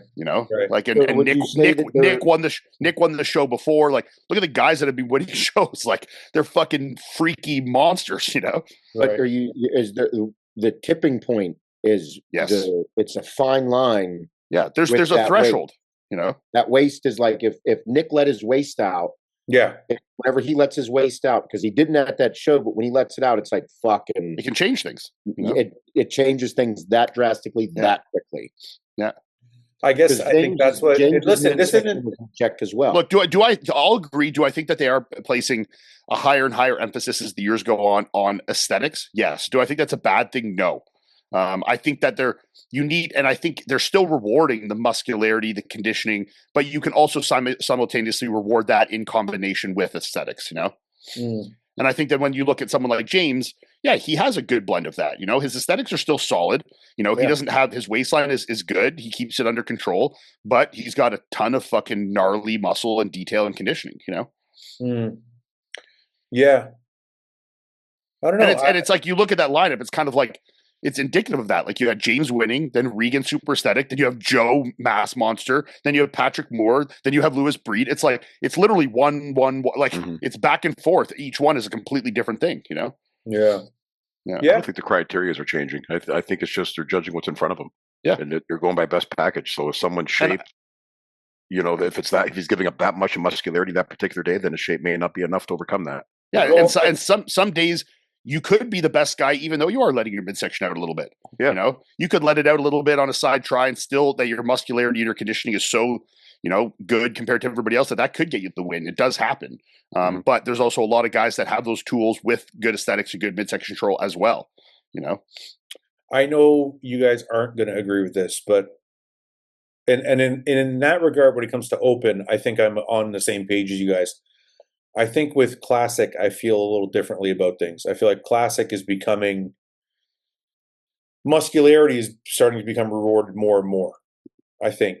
And it's starting to show a little bit to me. You talk about this past show, Fouad? Yeah, I just listen, I know, maybe I'm off, but Robert Timms is just crazy. I got to find this physique. I should just probably pull up his page. Yeah. Do you guys know who Robert Timms is, right? Yeah, I saw this too, but I from what I've heard of people that were there in person, that there still is some weaknesses there that were evident of why he placed third where he did. Yeah, I mean the quads aren't obviously up to par with the upper body, but I just want to show this physique really quickly. Yeah, I guess for sure. I guess I still feel, the debate we constantly have of the subjectivity versus the criteria of classic, and I don't know if I'm 100% sold yet. Like, when I see this physique, it's just like, I don't know, man. It's just like, this is to me like what classic is. Like, everything about this guy's physique screams classic. 100%. Like, look at that. Yeah, I don't disagree. It's an incredible physique. Yeah. Look at that. That's fucking insane. Yeah. But he was third, and he was third because he's not muscular enough. And I'm like, you think it's not muscular enough, or is it not balanced enough? I think it's not balanced, and I think the conditioning in certain areas wasn't quite there. Okay, yeah, he's not muscular enough in certain areas, obviously, creating an imbalance. But this is the thing. I mean, it's like Wesley, I think of all the criterias in classic, especially because there's so few, there's only 5 poses, and because emphasis on shape, balance, I think overrules maybe a little bit more, carries a little bit more weight in classic because there's only 5 poses for one thing. Look at this guy's back, dude. And you're limited to the size you can be. So balance is utmost importance. It's literally not that it's not in the other categories, but. And it's not, it's, if you say it on paper, like if you say like, well, it's like Wesley because his quads don't match the upper body. Yeah, on paper. But when you're looking at it standing there, it's not like Wesley. It's more balanced than Wesley. And it looks prettier. Like this to me is better. And I don't know, maybe I'm just like, maybe it's just a complete bias because I just like this physique. No, I think the physique is incrable. I don't disagree with that aspect. The way he presents it too. Here's my question. Like we're watching it here on the internet. Is he going to be at Texas this weekend? No, I asked him already. He's not coming. Why? But like, look here. This is a dead-on shot. Like, you can see a little still the quads still need like the sweep there very straight. That's not that imbalanced. Like we're really but like you can see that like that's tweaked. The quad is thin down the sweep and like I do agree with you. This is one of my favorite physiques. He has been for years. I think he's incredible. Like you can see the hamstring from the side there. Yeah, it needs a little bit more. Yeah. Mm-hmm. Where the guys ahead of him didn't have those. But they did. Right? But they did, and I'm going to show you why. Look, and this isn't. I hope the guys ahead of him don't take any offense to this. Because maybe it's just like I said, my own personal bias. But like when we look at the guys who beat him, they also have imbalances. Like Mo, his quads are way bigger than his upper body. Hmm. Like I don't know if I agree with that. Yeah, I don't know. You don't agree with that? That looks pretty balanced to me. No, both of them do. If you go to his page, but I understand what Fouad is saying because when you look at those guys, they look more like bodybuilding than classic. This guy, so I understand what Fouad is saying. Classic as hell to me, man. I like this guy's look a lot when I saw the picture. I like it too, but when I see that pose right, don't look like a bodybuilder, open bodybuilder. No. You don't think so? I think it looks. He's actually going to open. Yeah, it looks open bodybuilding to me. This is the thing, though. A good classic competitor can still be a good bodybuilder. Chris could still have placed high at the Olympia, but that doesn't mean that a good bodybuilder can be a good classic. No one's saying anything about being a bodybuilder and going to classic. Yeah. All I'm saying is you guys are talking about him. You guys are. Oh, no, I didn't. Akeem did. You guys are saying that the imbalance is the problem. When I see this, I see big quads, small chest. The chest is good depth to it to me. And small lats from the front. Yeah, I agree. The lats could probably improve a little bit. Sure. I mean, the chest looks thick when it's down, but when it's up, like the shape of it's not that big. Yeah, I think the lats could be a bit wider from the front, but I don't see it as a big imbalance. I don't see it as being as big of an imbalance as I do with Robert Timms. Yeah, I don't know, man. I see like big legs. Like you don't think the legs look a lot bigger than the back there? I think if anything, he could use a bit more lat. A little bit more lat width. I agree there, and I don't think he's opening that shot up well, but I think as a whole, the physique is quite balanced to me. Yeah, I agree, and it flows very well to me. Akeem, anybody? I think he'll definitely make a great open bodybuilder. He's still stuck on that. Pull up Anton. Before I pull up Anton's incredible. Akeem, sorry, Seth, I want your thoughts on this. I mean, look, this is a wild fucking physique. I'm not saying it's not. What I'm saying is pull up Anton. So look at those legs there. That's not bottom heavy, No, not when his arms are down, but when he pulls up into a front double or a back double. He's got tiny waist, so it makes those legs look huge. No, it's because Anton. No, it's because his back isn't up to par with his legs. That's why. Why am I? This blurs the lines a little bit. Like Anton's incredible, but like he's borderline bodybuilder. Yeah, this is what I'm getting at. Like this, he's already capped out, isn't he? Well, we're going to find out because he's competing at the O. Look at this. Oh, he's incredible. Yeah. He's going to make a good open bodybuilder, I think. But again, you're saying these things as an open bodybuilder. He's classic. Is he struggling? Is he struggling now to make weight? Yeah, he's at the cap. Yeah, he's at the cap. But what I'm saying is like it fits the description of what we're talking about. Yes. Right. So eventually these guys are still bodybuilders. Right. Yes. Classic physique, it's like with Robert Timms, it's incredible. With Logan Franklin, incredible. Wesley, incredible. Yes. They really fit that concept of what we have in our heads as the classic body. Like we're like, that's classic. The little bit of thinner quads and this aesthetic, incredible look that we didn't. This balance that we're talking of is like, should they be balanced? Absolutely. But then the balance comes in. You're like, well, you got to match because that's balance. But that means you're going to be a big motherfucker. That's kind of what I'm saying. Fitting into that. It's fitting into that's that why when bodybuilder concept. So what the problem is whenever you're dealt this hand of competitors that come in, you're like, man, the best motherfucker that's up there is well balanced, really good shape, and a genetic freak. Because all these guys' genetics are top notch. Right. So and that's where this blend is coming from, because these guys are like Jose Ma going to the Open, Anton going to end up in the Open. Like these guys are incredible, and it's it's really hard to figure out how to go about it. But Seth, do you understand my dilemma in my brain? The IFBB needs to have objective criteria so they can judge everybody. But I get what you're saying. When you see 5 guys walk out, sometimes one guy stands out. You're like, that guy's not perfect, but fuck, holy shit. It's so hard because we're filling a gap with what Chris shut everybody up for years. But hold on a minute. Chris won for the same fucking reason the first time he won.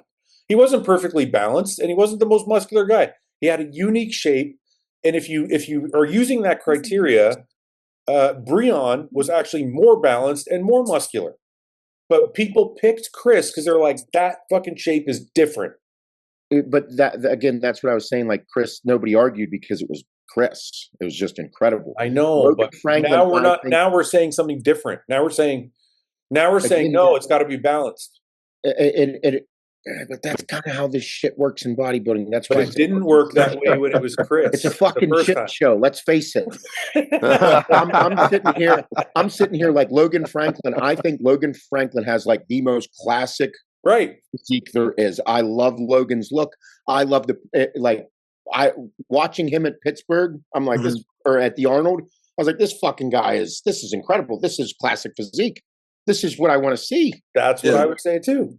But how would you judge that, though? Yeah, it's too What subjective. I mean. There's no. That's my whole point.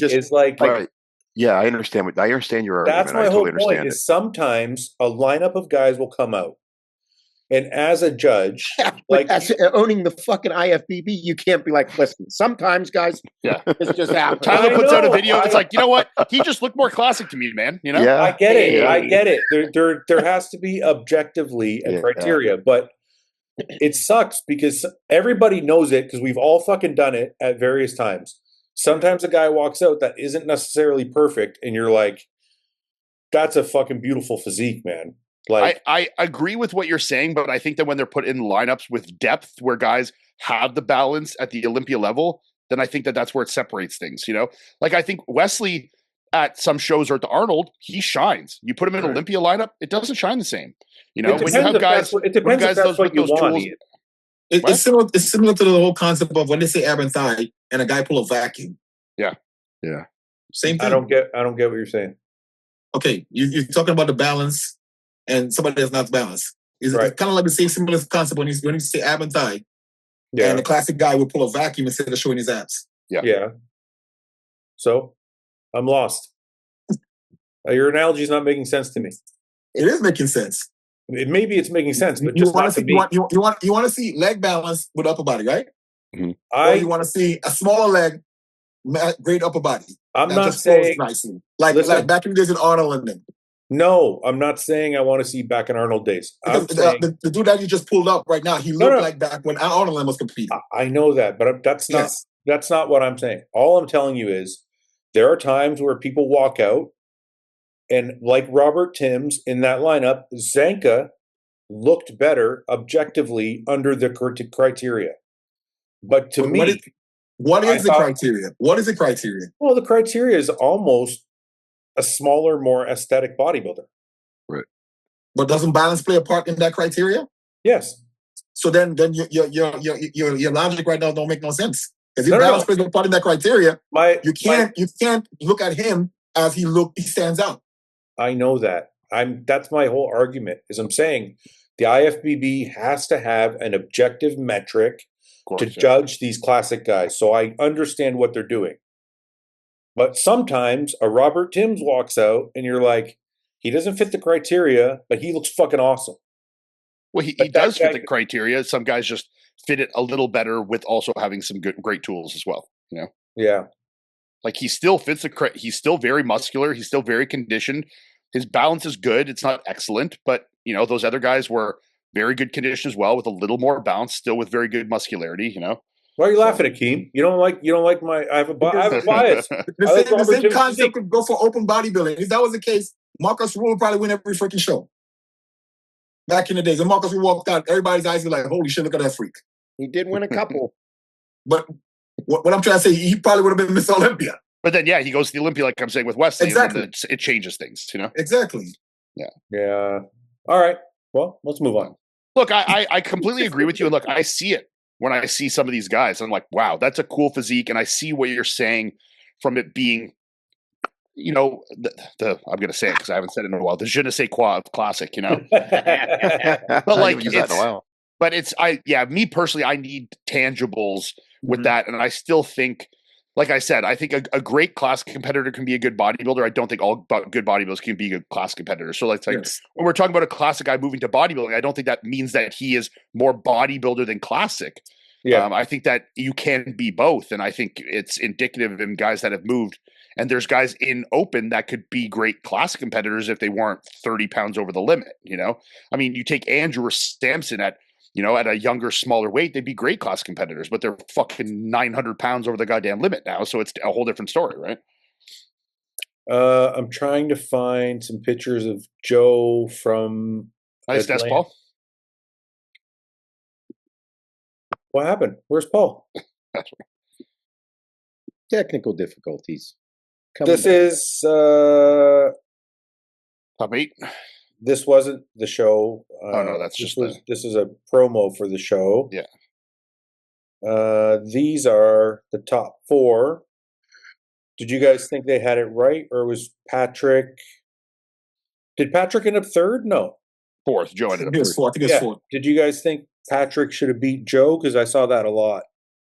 Yeah, it's tough. I mean, maybe, but like I can see it from both perspectives. Like obviously Joe has an overwhelming amount of muscularity. The side pose, the back pose are really good. But he definitely loses some steam in certain aspects compared to Patrick. That's a tough call because they're so glaringly polar opposite physiques, you know? Yeah, they're very different. They couldn't be any more different, really, you know, other than being super wide in the clavicles, you know? Why did he start hitting his frontal bicep like that? I don't know. I don't think it helps him, though. Yeah, it don't help him at all. He's trying to showcase the waist a little differently, but I don't think it helped him, no. Yeah, it don't help him at all. I don't like it. Yeah, it's not. You know, like shots there, obviously, like his back lat's excellent, but like Patrick beats him there in the ab and thigh, no problem. You know, even the most muscular for Patrick's really great as well.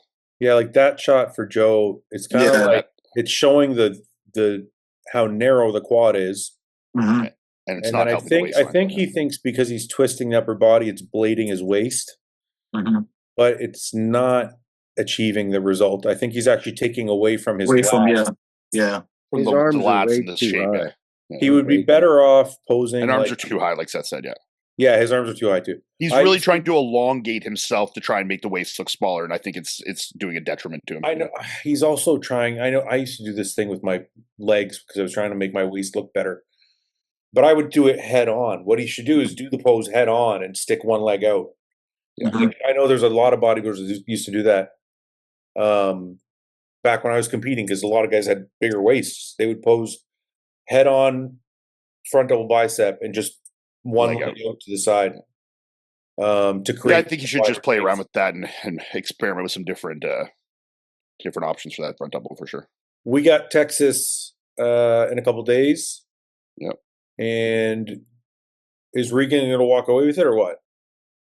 I don't know if he's doing it, but I would. Regan, Jewett, and then Jewett's basically the new one in the lineup, and that's almost all the same guys as. That's kind of the dark horse for me because Jewett's the dark horse. Yeah, Jewett's got enough muscle to stand there between Regan and Patrick, and he's also got better conditioning than both of them. So it's kind of like a wild card. Like, is he good enough to beat Regan? I don't know. Yeah, that's tough. I mean, he could be if Regan does not come, if Regan is not as good as he was at what was it that just happened? If Regan comes in like Atlanta, can Jewett beat him? No, he's got to be worse than Atlanta for Jewett to beat him. That's what I'm saying. If he's not, if he comes in not as good as Atlanta, I could see John coming in. If John comes in doesn't spill or comes in hard as nails and pulls it off, yeah, I do think so. It's possible, but I think that Regan, if Regan is worse than he was in Atlanta, it's possible. There's a chance. Possible. It's a chance. Hakeem, what do you think? You agree with Seth? Yeah. So that's what I'm saying. Competing in more shows and stuff like that would definitely help him to, perfect his peak. What about Regan's going to be? I do think Regan's going to be better, though. I think Regan is going to be better at this show. Yeah, for sure. What about Patrick? Can Patrick get ahead of John? I think that's possible. Or is he already ahead of John? Can John get ahead of Patrick? I mean, who's the favorite? Those I think are a closer one than anyone with Regan in my mind. Yeah. If Patrick's the same or a hair better, his especially against John, that aesthetics are really going to shine. Like John has a lot of tool, but it's like he's not super round and he's not super aesthetic. Like he's got good aesthetics, but they're not like Regan or Patrick. And he doesn't have that depth to the physique that they have. Even though he has good muscularity and good conditioning. So I don't know. I think that's a good matchup for sure. Yeah. I think this was Patrick's best showing. I think at Atlanta was incredible. He does that again. I think it's going to be tough for Jewett to beat him. The only thing I would say with Patrick, just hopefully he doesn't run out of gas. Yeah. I mean, if he hasn't yet, I don't think one show and 1 week apart is going to do it to him. He's been going since fucking like March.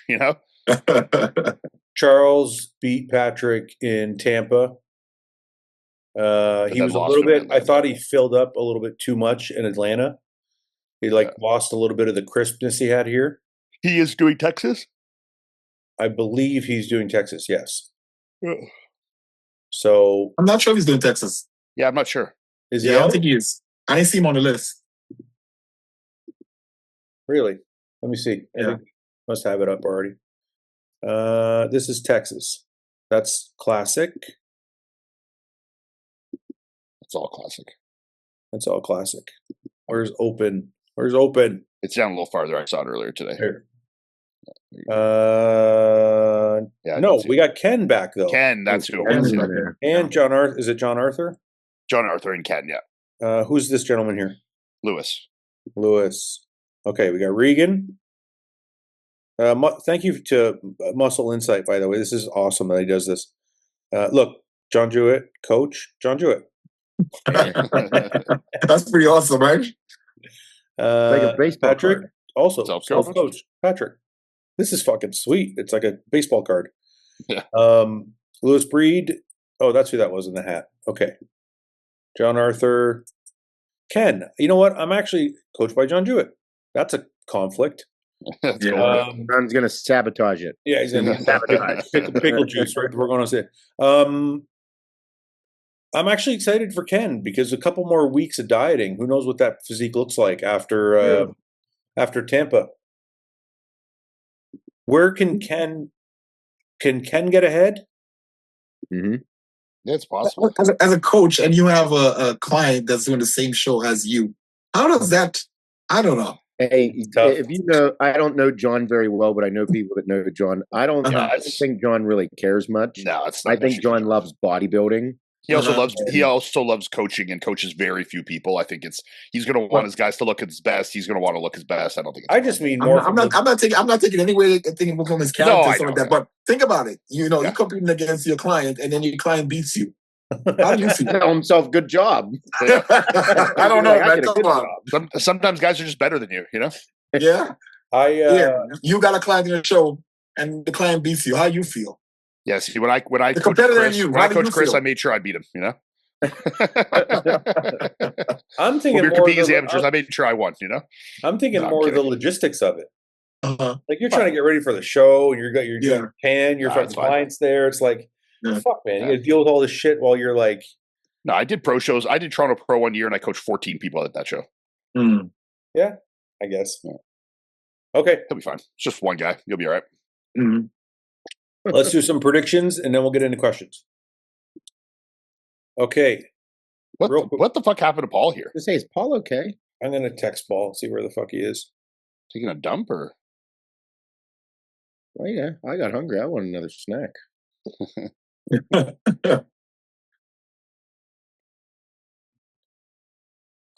Okay. Ian, we'll start with you. No, Seth, we'll start with you. We never start with you. Okay.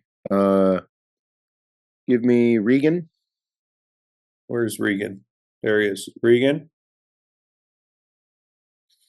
Patrick. I thought I was going to be the guy to do that. Oh, yeah. I thought we were all doing that. I thought you guys were going to go Jewett. I was going to be the one to sneak into Patrick there. Oh, okay. Go ahead. I'll take John. And then Ken.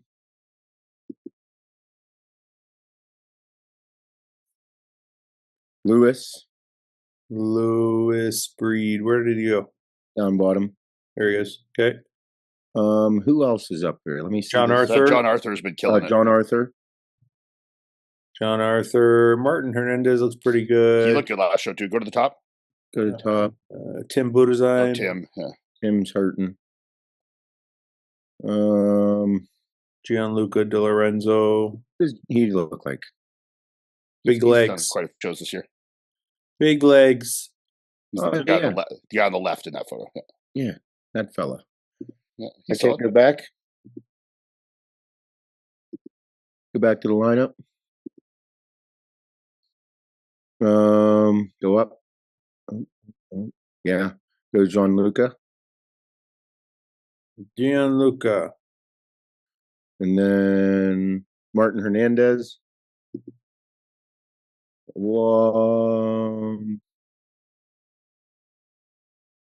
I'd go Tim.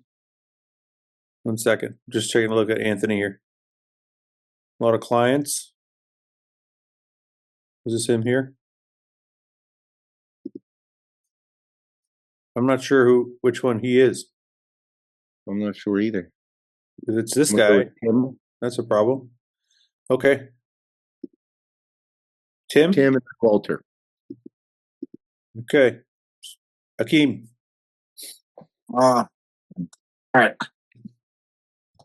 You know what? I'm gonna follow my gut. I'll tell you, Patrick's gonna pull it off. No way. Awesome. No way. There we go. Listen, social media plays a part in all of this, and he made a lot of noise on social media. No I gotta way. say, as much as I love Regan, I'm rooting for Regan to not win the show because then I think he ties me for Canadian pro wins. I think this will be a 6th pro win as a Canadian bodybuilder, which I think ties me. Oh yeah, son of a bitch. Yeah. Oh man, that's hilarious. I got to get Buck up there, boys. Win a couple more. Looks like you're coming back. Yeah, coming back. Got to keep Regan at bay. You know.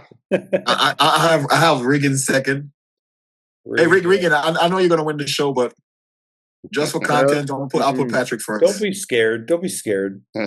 I'm being honest. I know it's Regan's show to lose anyway. But you put Patrick ahead.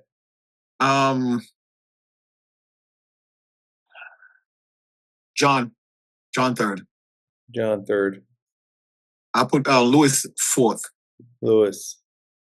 And what's his name again? Kennedy. Kennedy. Fifth. John Arthur. Yeah. John Arthur. Martin. Yeah. Tim. Walter Martin. Walter. And who else they got? Gianluca. Yeah. Okay. Did you text Paul? Is he good? I texted him. I don't know where the fuck he went. Okay. I'm calling him. I'm starting to wonder if I want to know if he fell or something. Is he okay? What is that camera angle? Yeah. Or he just put his laptop down because he's around there doing something. Ian, go ahead. Regan. Your call has been forwarded to voice. Go ahead. I do think Patrick's going to be second, but I got to try and separate myself here from Seth. So I'm going to put John second. Oh, sorry. No, I'll put John second. Okay. Then Patrick. Okay. Then Lewis. Ken. John Arthur. Martin. Walter? No, Hernandez. Oh, sorry. Go up. Then Tim. Then Walter Martin. Then Gianluca. Or no, swap those. Put out Gianluca, then Walter. Yeah, good. Okay. I'm going to go, where is he? Regan. Where's Patrick? Patrick. John. Sorry. Lewis. Are you okay? Yeah, my kids came over. They want to see. I got a new kitten. And my girls just got home from vacation and they wanted to come see him, so they're both sleeping here tonight. They're just getting their stuff ready. Do you want to log off? No, I'm good right now. Okay. They got to get their stuff ready anyway. Okay. Almost done.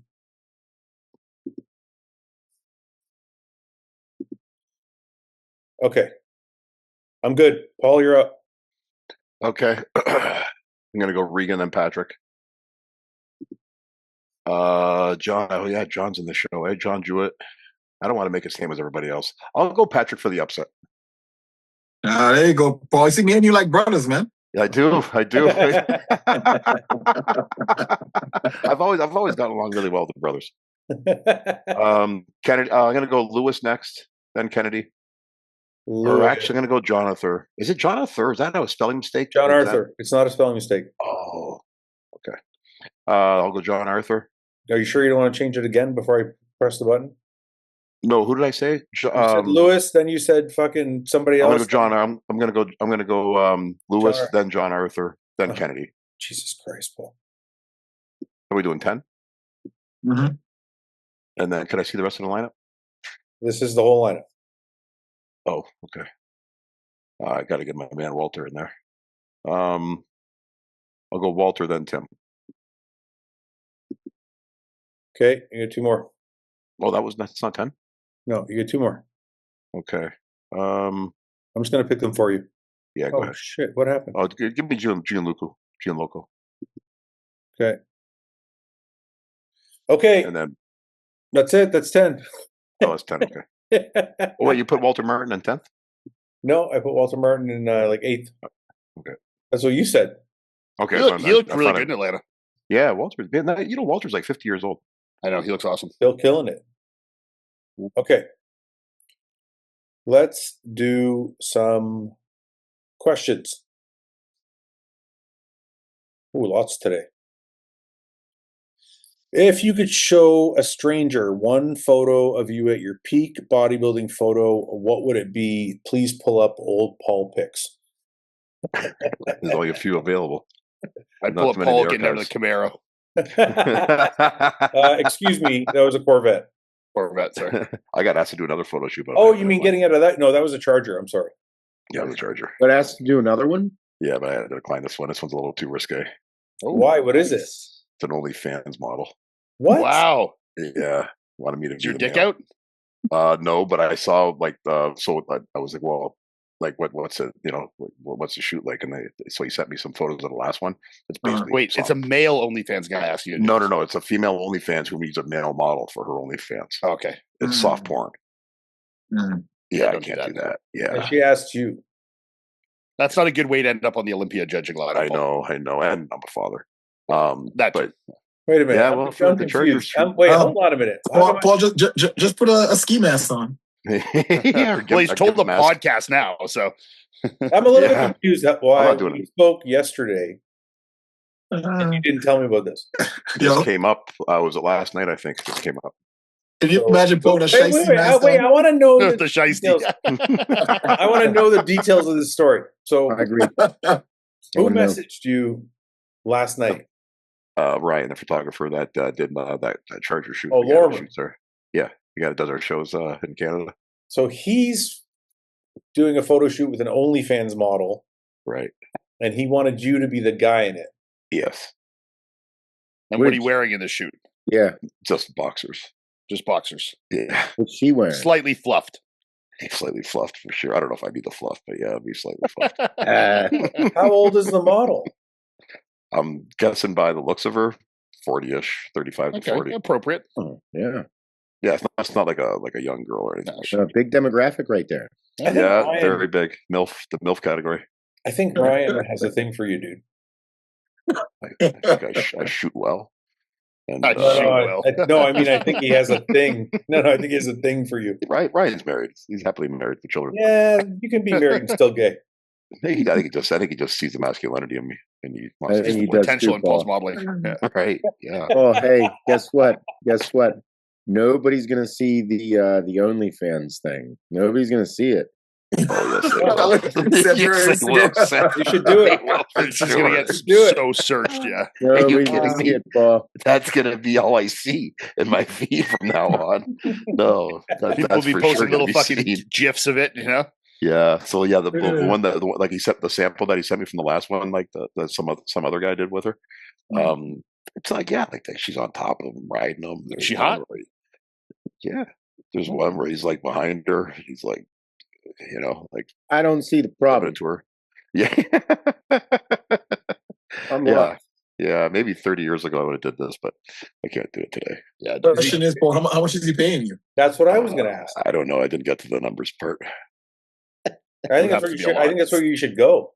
Yeah, No, there's no price. 50 grand, Paul. You doing it? Oh, 50 grand. 50 grand, I do it. Yeah. What do you mean there's no price? You just said there's no price. He goes 50 grand. He goes, no. I know. Hey. No price, but 50 grand. He's like, yeah. You don't kind of your iPad for that. 50 grand go a long way right now. Paul, listen. You should ask numbers because some of those OnlyFans models make a lot of money. Yeah, I don't. Yeah. The male talent ain't getting paid like that, though. You know, my daughter Fouad, you getting Paul in trouble, man. his daughter's there. Yeah. I know. Getting Paul in trouble. All right, moving on. Back to bodybuilding. Moving on. All right. All right. Are we not doing the peak photo one? I mean, if we're gonna go through and pull up photos, I mean, Akeem, do you have a favorite photo of your entire career? Not really, man. No way. No, I don't actually. Yeah, I don't know if I do either. Yeah. Okay, let's move on. This is going to take too long. Yeah, I'll take a minute. Favorite highest off-season stack you've taken, GH and insulin included? it's just your Fouad's. That's Growth hormone. 50 milligrams of anadrol. Just 50? Yeah, I never went crazy with the anadrol. 50 milligrams of anadrol, 1,200 milligrams of testosterone, 600 milligrams of EQ, 600 milligrams of Tren, 1 Arimidex every other day.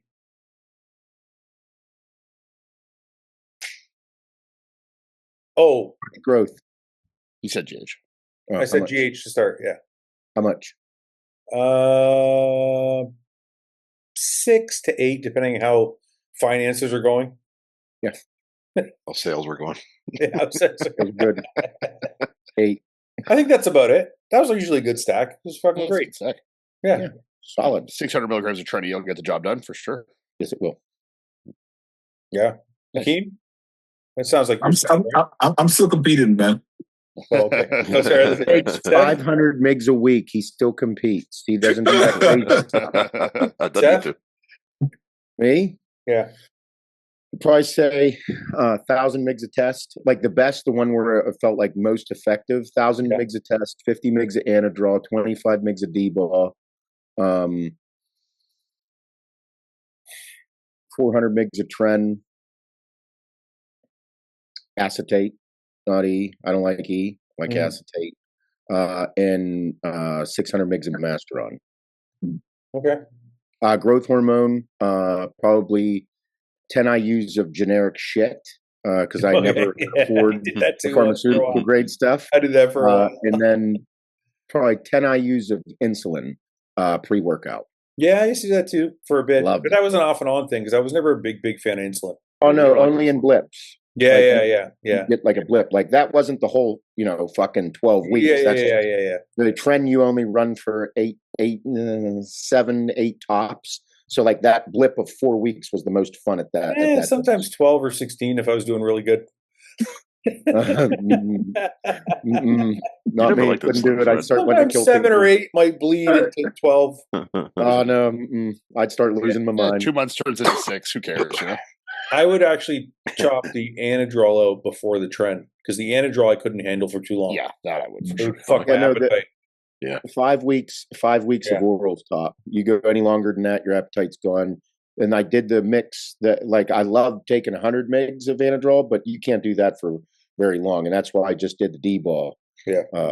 Just because I thought it was cool, and that's why. You know who's asking that? It's Tyler Johnson's asking, and I think it's because he's trying to go. He's trying to plan the cycle. Yeah. So he's like, "What did he's you sitting there with a fucking writing it down?" All right, I'm good. Tyler, I'm going to give you the best advice that you've probably heard 100 billion times.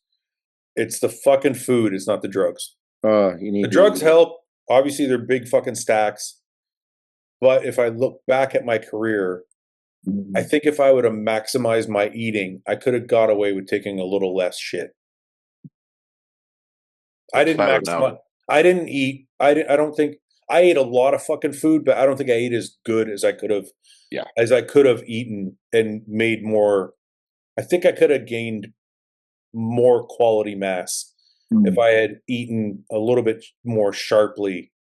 And I probably could have eliminated some of the drugs, not all of it. I'm not saying that they didn't help. I just don't know if I needed that. I don't know if I needed that much.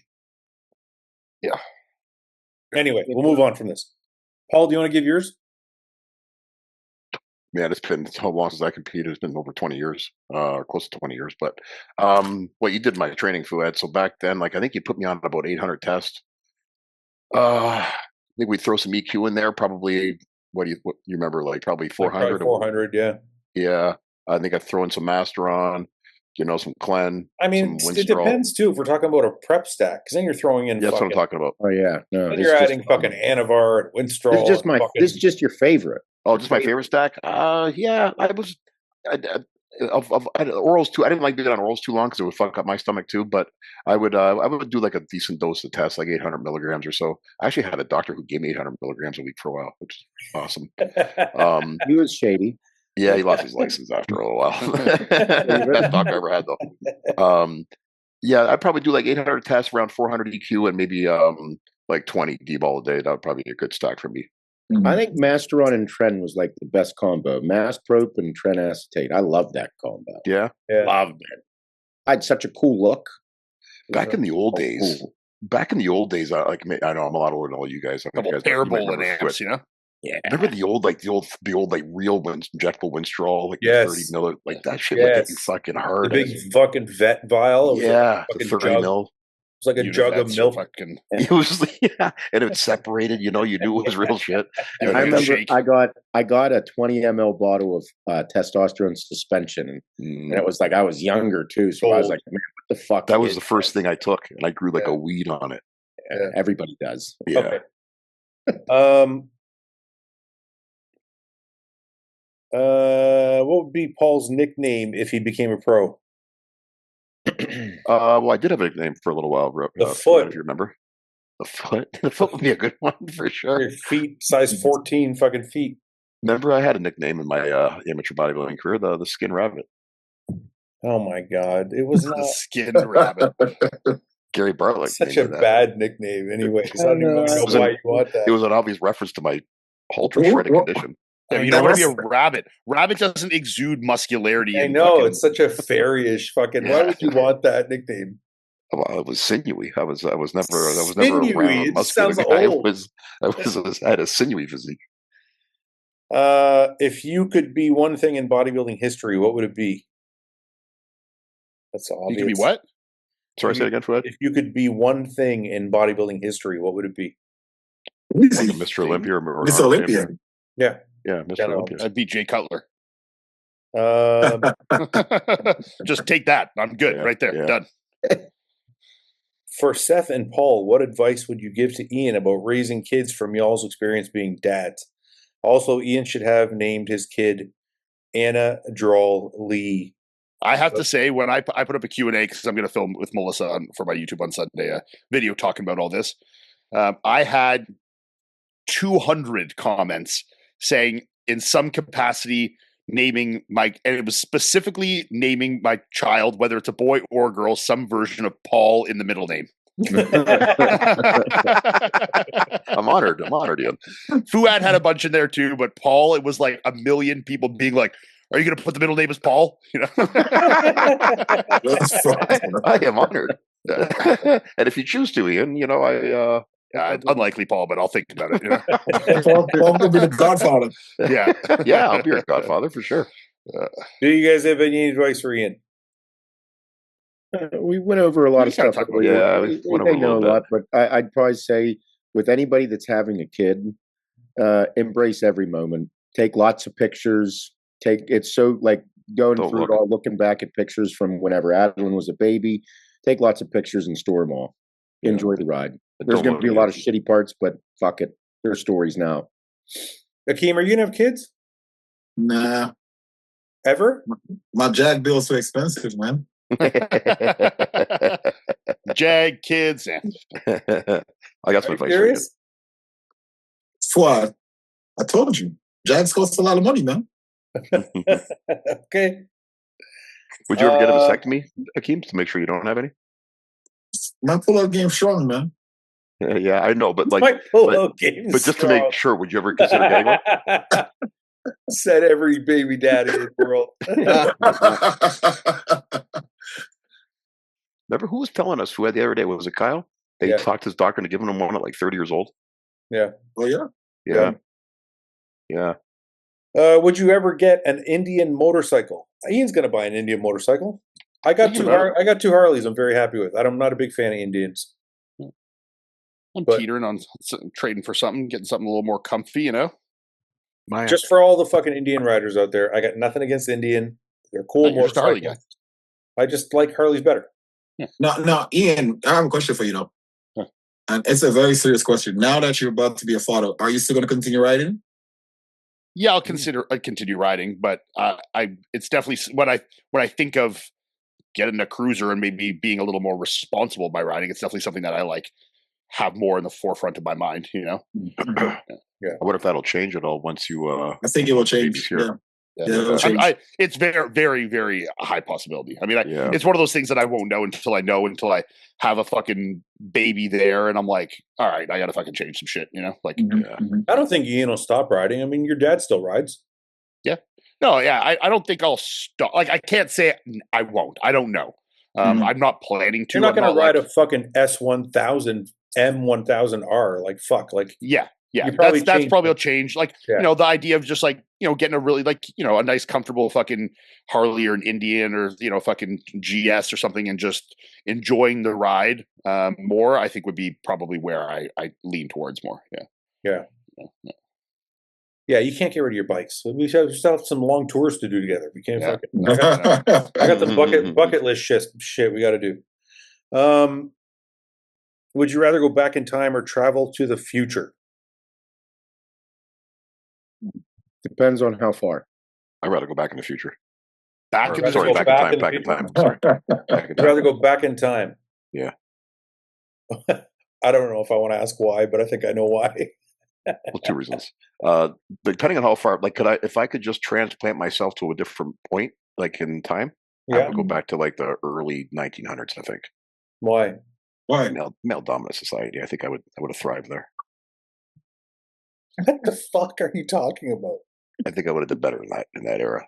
Okay, first of all, hold 1930s. He wants to go back to like right pre-World War I. Hold on a minute. I just want to know something. Dude. World War II. Can you please? I need to just elaborate on. Can you please give me? And I don't think. Can you please just hold on a minute? Can you please give me a closer like time frame? Like what period of time exactly? Like 1910?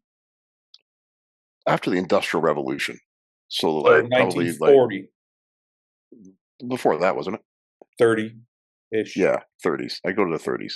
So 30s, you're an adult male in the 30s. World War I's coming in a couple years. You're off there for sure. Yeah. Well, no. World War II. I keep saying World War One. World War II. World War II. Yeah. Yeah, and I would have an exemption, like ideally, so I wouldn't have to go to war.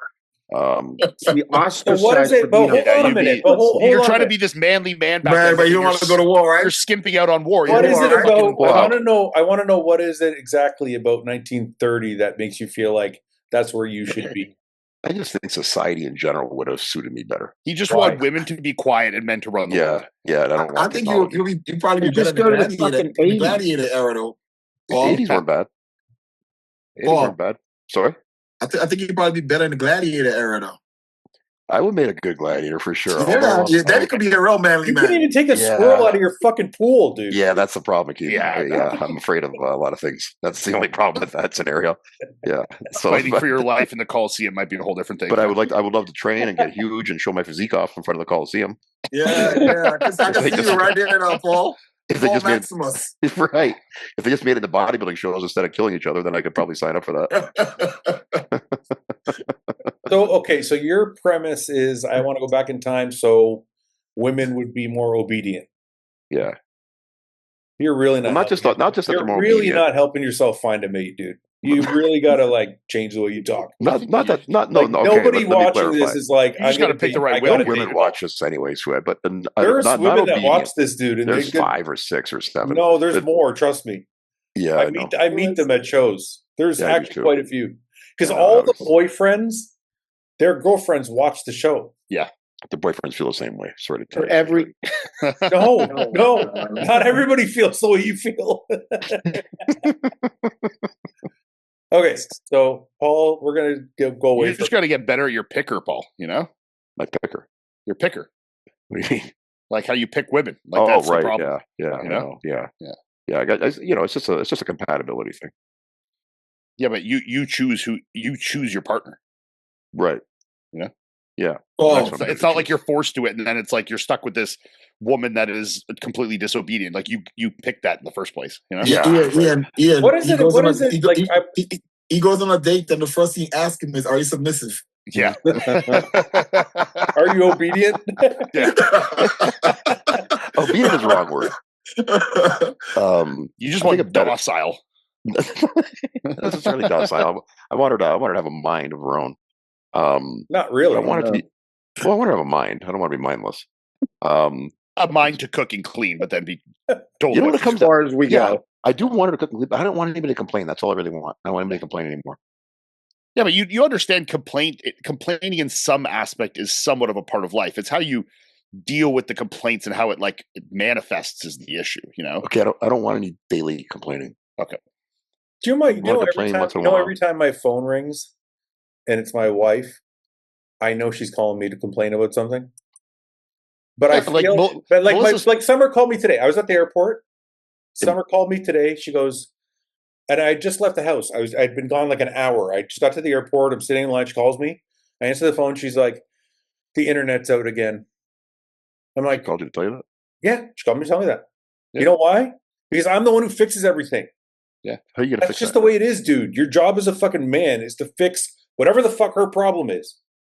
And sometimes even that's just the point of having a partner is to even Melissa's fucking 4 months pregnant. She'll just sometimes text me or we'll just be talking. She'll be like, "I feel like a fucking fat whale," you know? I feel fucking disgusting.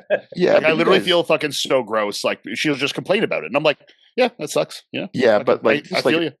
But the total package here, they both do a lot of good stuff for you guys. So you're able to tolerate some complaints. But there's nothing to tolerate. I just feel like when my wife has a problem, you'd rather she doesn't complain to you. I complain to Melissa all the time. No, but it's not about what I don't feel like it's a thing. Like I don't take it as a complaint. I take it as like my job as her husband is to just take care of whatever the fuck her problems are. Okay, so be honest with me. When she calls you to tell you the internet in your head, are you like, you have to call me for that? No, I'm like, fuck, something else. This is exactly what happens in my head. Fuck, something else I got to take care of. But I'm not mad at her for it. I'm just like, not that you're mad at her. It's another thing on my list of things I got to do. Do you ever think that could have waited till I got home? No, I don't. But what does it matter if it waits till you get home or if it's there? It's still something you have to deal with either way, Paul. Yeah, maybe you just don't want to be bothered for a little bit, you know. You just don't. Paul just So, want- I think so Paul- jaded, Paul eh? just wanted to So see Paul get a jaded. sandwich. I think Paul The just wants most to be jaded single. guy. He just wants to be single. You just want a wife that's not. You just gonna need talk. a hooker, and a fucking maid. You know what you know? you need? You need You to need go two to different people here. You need know? to go to China or like Paul Asia. doesn't need like a marry one of those. Yeah, like, you need an Asian wife, is what you you need. need one of those you know? I was mail telling order some- like fucking. I was wives telling that's someone just, like, that. I was telling, I think it was my cousin. I was telling him, I was like, I just want someone who just cooks for me, you know, just comes over and then just doesn't talk. He's like, that's a hooker. And I'm like, I guess that's true, right? Yeah, you need an Or it's Asian like Asian some- wife who doesn't basically speak want English. a hooker. You want a hooker that cooks. That's what you Yes, yeah. I should have a long list of girls that sets up for me. Yeah? I know. I'm getting too set in my ways already. Now you just got to find somebody that actually thinks the same way that you think. Yeah. There are women out there that think the same way you think. Listen, There is, I'm for going to sure. tell you guys. I'm going to tell you guys the truth. Paul is leaning into this shit because he likes being a fucking joker. Yeah, of course. Yeah. That's not actually how he feels. Yeah, I think the complaining part. I think the complaining part. You're being. I think this is what I think from everything you've told me. You just don't want somebody who's going to cause drama in your life. Yeah, that you hit it on the head right there, Fouad. Yeah. It's not the complaining; it's the drama. It's the drama, 100%. You know, like if your wife called you and said, "Hey, we need this for the house," you wouldn't be bothered by it. It's when it's drama and turmoil, Or when there's blame or like emasculization, like emasculating things like that are put alongside it. That's what I don't like tension. I don't like tension either. Like I don't like it when there's tension in the house. You know, but complaints don't have to come with tension. No, they don't. No. It's the drama. It's not the complaints. It's right. the drama. Yeah. Right. Yeah. I think we all you just need a chick that's more chill. That's all. Yeah, peaceful. All right. If you each of you had to change names but picked by the other members, what would they say? What? Sorry, say that again? If each of you had to change names but picked by other members, what would they say? Okay, so if my name wasn't Ian, what would you guys call me? Like what would be a name that I look like? That's Carl. the question. Carl. Motherfucker, what the hell? Carl. I don't look like a Carl. You look like Carl. I don't look like a Carl. Fuck You're you. a white dude from the suburbs. You look like Carl. I am not a Carl. That's fucking insulting. You could be a Taylor. You're a Taylor. That's a little far. You're a fucking Mustafa. I could be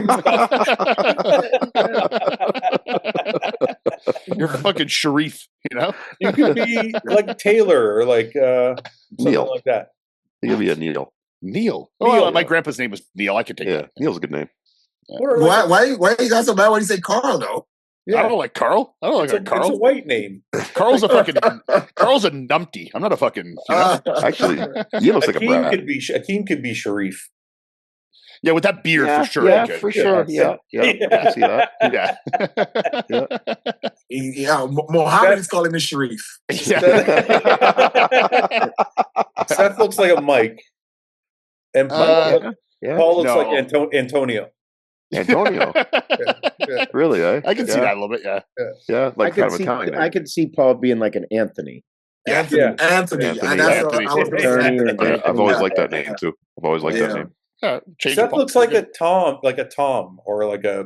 Oh, I could see Tom. The mustache changes it a lot. That's what I'm saying. Yeah, that's why. Like something like firefighter, you know, like Tom. I'm Tom. That's why I said Tom or like Tim. Yeah, not Tim. I can see Seth being like a Jason. Jason. Yeah. Or Pete. Peter. All Jay. super white names. Yeah. Very white names. Could you imagine Seth having like the blackest name ever? Yeah. Lamar. Julius. Lamar. Like that fucking Key and Peele skit with the NFL players, you know?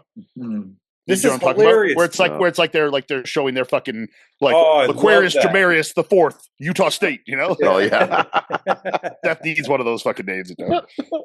Hey guys, what's going on? It's Alex at Hogwarts. Sorry. Today we're going to be at Hogwarts. Sorry, that's a motorcycle part shop. Fouad, do you put deodorant on your injury armpit? Yes. And then he said, how? I just do it like this. What do you mean? I use this hand and I put my deodorant on. He just figured. I'm just. The question is just like. Why do you think it's a weird question? Why do you think that's a weird question? Really? So you expect to walk around without deodorant? I think people are curious how I function with one arm. Yeah, for sure. But the interesting thing is, it's not hard to put deodorant on the injured side. It's hard to put deodorant on the other arm. Yes. on my own on the good side. Yeah, Right. exactly. I have to do it, but I've learned to do it like this. Like I can actually do it. It's fucked up. Yeah. Well, you just get a spray and spray it That's on. what I was going to say. Yeah. That's what I thought. No, I still use the thing. I still use the roller, but I can reach. Like I can still. Yeah, but if you have a spray, you don't have to go that high. Yeah, but then I have to turn the spray and make sure I'm spraying myself in my own face. Do that again? That's gonna be fucked up. I'm gonna spray myself in the fucking face with deodorant, you fucking asshole. Should pro bodybuilders get free memberships when traveling since it's free promo? No. Why does everybody make such a big fucking stink about this? I've seen people bitch in various. Like, should they is a crazy I've thing seen to say. Should they? various platforms bitch about why do pros got to pay for their pro card. I'm like, I never thought it was a big fucking deal. I've never thought about pro card. Yeah.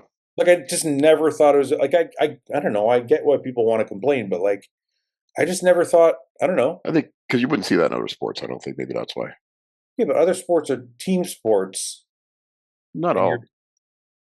Okay, name a sport like golf, boxing, boxing. Yeah, tennis.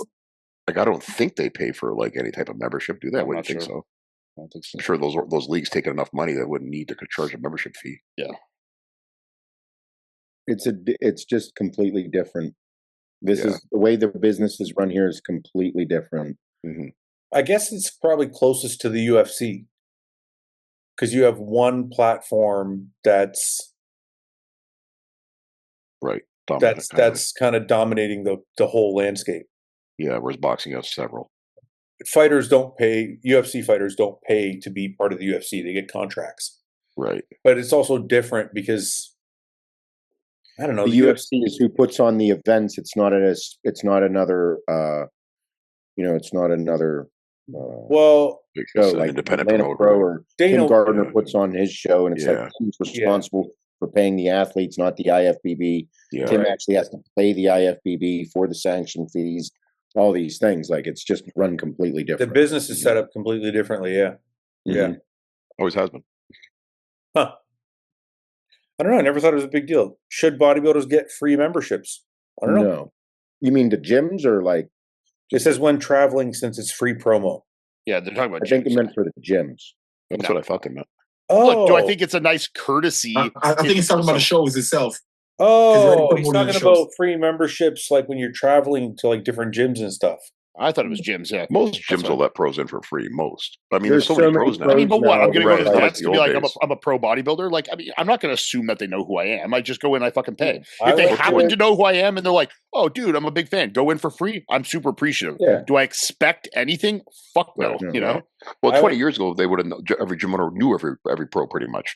But now there's I mean, it's different. You have big chain gyms now. I'm not going to a Good Life in Toronto and expecting them to know who I am. You know, like.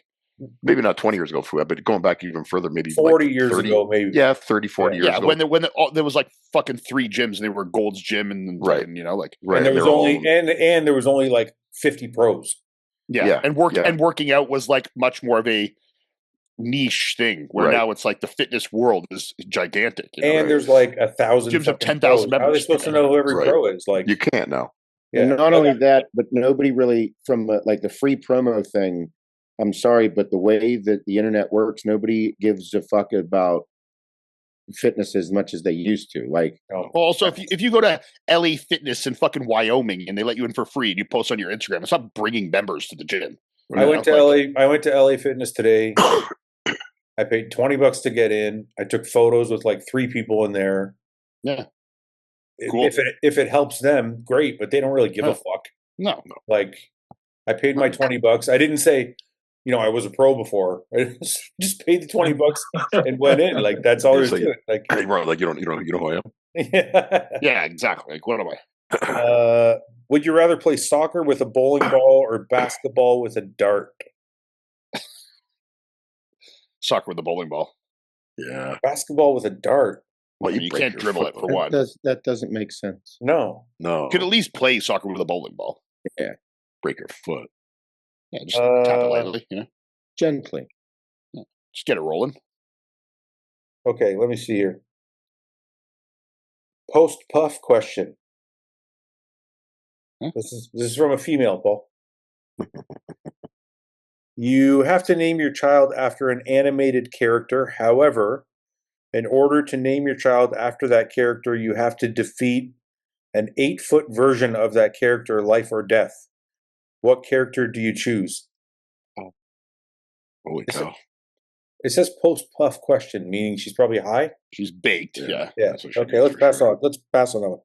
Thoughts on thoughts on Anton's current and future potential in bodybuilding?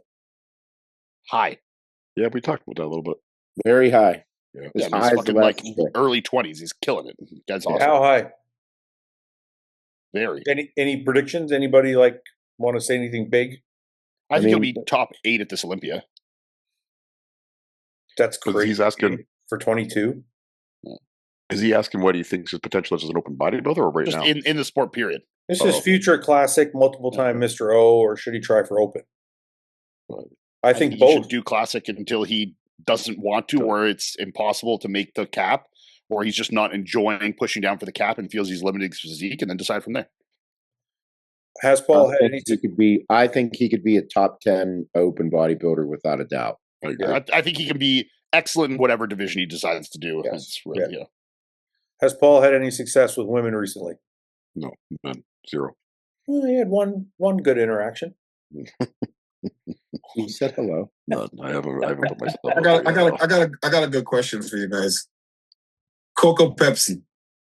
Oh, Coke. Well, Diet Coke. No, come on, Paul. Coke, Pepsi. Diet or not diet? Just Coke, Pepsi. Pepsi. Ooh. And why? And why? Coke's for gay people. I find Pepsi a little bit sweeter, and I like it a little better. I find it too sweet. Yeah. I like Coke Zero. Yeah. Look, I like them all, but if I had to pick, I'm probably picking Pepsi. Yeah. Yeah, I'm gonna go Diet Pepsi too. Yeah. Because you think it's sweeter. So it's a little sweeter to me, like more syrupy tasting sweeter. I like it. I might sound retarded, but I never taste the difference.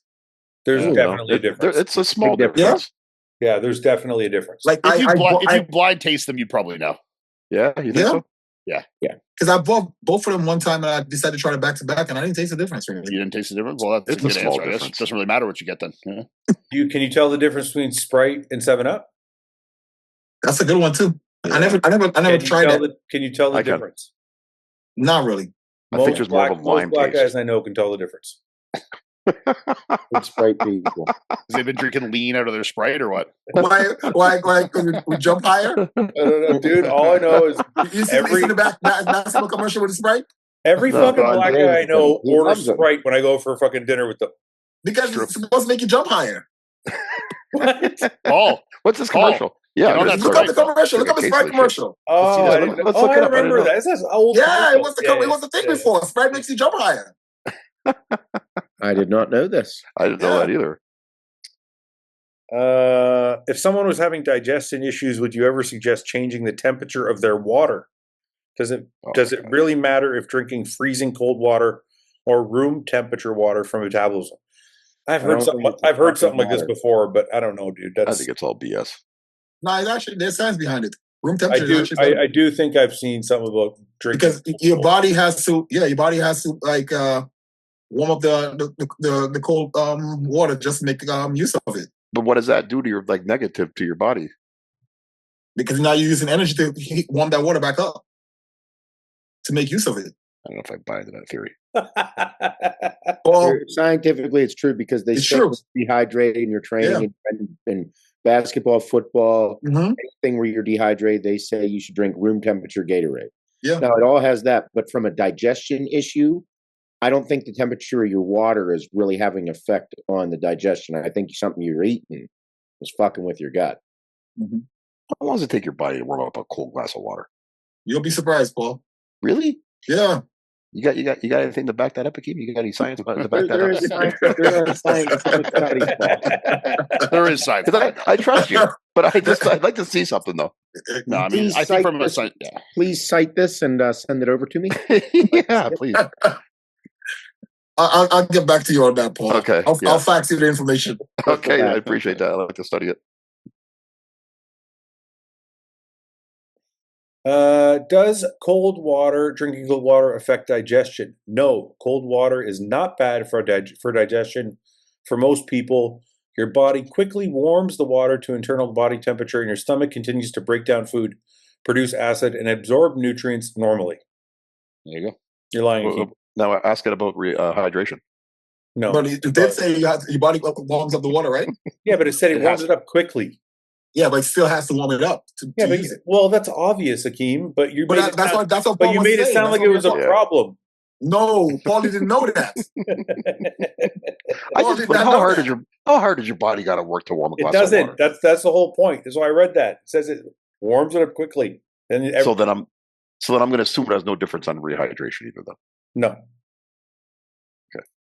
Okay, we'll do one or two more, then go. When does Ian and Melissa's baby start ripping darts and jabbing parts with dad? Young. Is Chosen Supplements isolate protein going to be cheaper than Hostile? No. Same. Where me, Ian, and Seth all call each other, and we price exactly the same. You have a table for 4 with you and 1 actor, 1 musician, and 1 comedian for 3 hours. Who are you picking? Oh my God.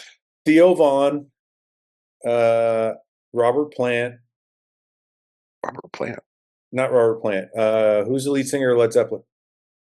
It is Robert. Robert what though?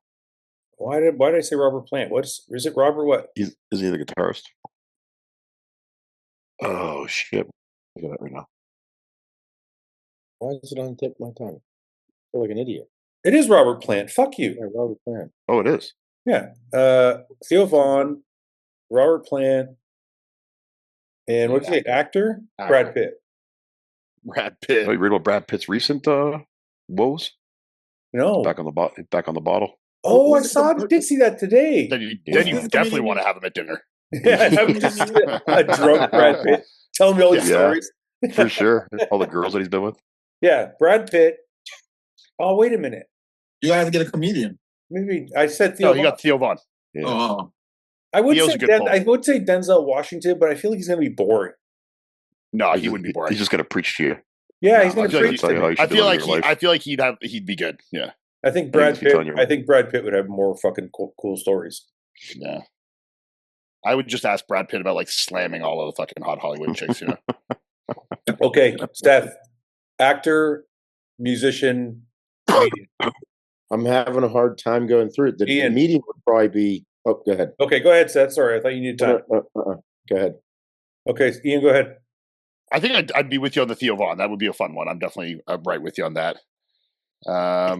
Dude, the guy's just different. Like he thinks. That would just be fun. Like there's not one that jumps to my head that I was like that would be way funnier. You know, like maybe like a real like primetime fucked up like Robin Williams would be a fucking hoot. You know, that was mine. Was Robin Williams? Yeah, Robin Williams like peak addiction would be pretty hilarious. But I think it'd be too much. Yeah, maybe a bit too much, but it would be a pretty wild story. I'm sure. Yes. I'd like to hang out with 50 Cent. Oh, that would be a good one. I feel like 50 Cent's a fucking awesome. Yeah, I feel like that would be a good one to have. Actor who would like complement that. Like imagine Theo Vaughn, 50 Cent together, and that would be so funny. That would be a fucking hilarious time. An actor. Damn, I'll have to think about that one. I know the actor's tough. I might change my musician to lead singer of Metallica. James Hetfield. Yeah, James. One or the other. I want to sit down with a fucking real rock superstar and be like, tell me all the fucking shit. Yeah, Ozzy Osbourne in his youth. Yeah. Yeah. I don't know if you could make it through it. Paul, give me a musician, an actor, and a comedian. Ozzy Osbourne or David Lee Roth would be my musician. David Lee Roth. I would go Andrew Dice Clay for my comedian. Okay. And for my actor, I'd probably go Sylvester Stallone. That'd be good. Who would be funny too to have dinner too is that fucking Joey Diaz guy.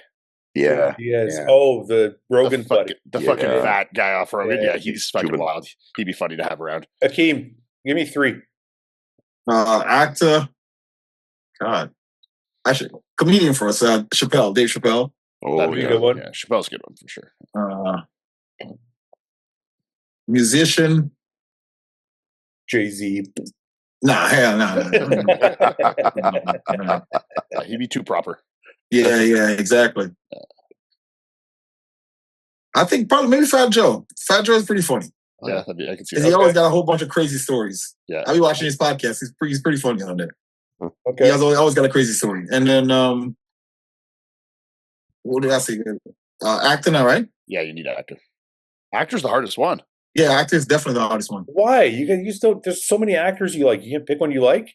Yeah, but like I like them as actors, but when I think of like hanging out with them like Theo Von or 50 Cent, it doesn't quite get my fucking jimmies going, you know? Yeah. That's how I feel about the musician. I'm trying to think. I can't think of any like. Yeah, but there's so many musicians, it'd be like there's so many questions I have. What do you mean? It'd be great. Yeah. Especially like some like the like there's so many. I could fucking just rip off like 20. Like I'm thinking less of questions and just thinking of a fucking good time, you know? Yeah. Oh, you're just thinking of it in terms of like I'm just trying to have a dinner party where maybe the fucking blow gets ripped out and we end up somewhere fun, you know? Like, and 50 and Theo, I'm right there with that, you know? Yeah. Okay, Actor's Seth, a tough one. Seth, go. I'd go with Robin Williams, but if it wasn't him, I'd go Dennis Leary. Okay. And then Mel Gibson as the actor. Oh, that's a good one. Dude, Dennis Leary or Sean Penn. I think Sean Penn too. Ooh. Sean Penn would be a good actor. I feel like he's a fucking madman too. Yeah, for sure. Yeah. Who did you say for actor? You said Dennis Leary. Mel Gibson. Mel Gibson. Mel Gibson. That's a good one. That's a good one. Yeah. But then I don't know about the musician. I don't know. See, you guys are trying to put together like a dinner party, a crazy dinner party. I'm just trying to get people I want to talk to. Mm-hmm. That's how I thought of it. I'm like, who do I want to talk to? But yeah, I mean, if it's all of them there at the same time, if it's vibes, you know, good times. We can get fucked up without those people. You don't need those people to get fucked up. It's cooler to get fucked up with Theo Von, 50 Cent, fucking Sean Penn. You know? Mel Gibson. Imagine Mel Gibson, 50 Cent, and Theo Von. That's a fucking great time. You know? Rants would go on. Oh my god! Think of how many darts you'd smoke that night. That's gonna be crazy. That's how those guys are. That's how Ian measures. Chain smoking all night with those guys. Yeah, Ian measures how good the night was by how many cigarettes he had. Yeah. All right, let's wrap there. Paul, lead us off with we've been on for a while, actually. Fuck. Lead us off with a prayer. I'm an hour behind tonight, so it still feels early to me. Okay. Well, dear leader, come on. Well, I really enjoyed tonight's conversation. Some high value men here discussing some manly topics and some tackle some different things today. Ian, congratulations. Hope your baby comes out healthy. Beautiful. I got a question for you before we go. And this is actually probably the second most question I got is 2055 Olympia. Say I had a boy and Chris had a boy. Not that he's got 2 girls, but let's say we both had sons. Who's winning in that bodybuilding battle? Chris and Courtney genetics or Melissa and Ian genetics? You know? Is it bodybuilding or classic? It could be either one. I mean, remember, Melissa's got the bump set genetics too. She's got that shape just as good as Chris. Yeah, but Courtney was also a Miss Olympia. Yeah, she was a bikini at a very different time, though. Still a Miss Olympia. Yeah, but that's shape. The muscularity building might be in question. You know, I think classic is going to go to them, and bodybuilding is going to go to you. Yeah, I might agree with you there, but I still think we might be able to take them. What if it was men's physique? Chris, they'd never allow that. Chris, because of his looks. Yeah, Chris's looks are going to be your Ben's physique. I'd give. I think any other. I think I might be able to take him. Yeah. He doesn't want to give an inch. I give him bodybuilding. He's like, I'm not giving that's not good shit. enough. I want classic too. Yeah, I'm taking classic too. He's got 6 of his own titles. I'm taking some from him, you know. All right, continue, Paul. Paul, sorry. Finish off. Well, we can leave it there. Shumwell, come on, give me fucking. Just finish it off. Okay. Well, yeah, it was a great conversation tonight. I feel blessed to be here amongst you high value men. Let's what is today? Wednesday, August 12th. Wednesday, August 12th. Well, let's have a good rest of August here and finish the summer strong. I haven't used my pool much, but plan on using a little bit more before the summer is done. Weather's been nice. Water's clean. Seth's daughter's going off. Seth's daughter's going to college. Oh yes, Seth. All best of luck with that. It's, and pay for patience to understand women, Paul. Yeah. Thank you, Keem. I appreciate your prayer for me there. I do need some help with that. So yeah, let's hope that the light can shine down here and make me see some better, more positive ways with the other sex. Because I need some sex. Okay. Amen. Amen. Amen. Good night, boys. See you next time.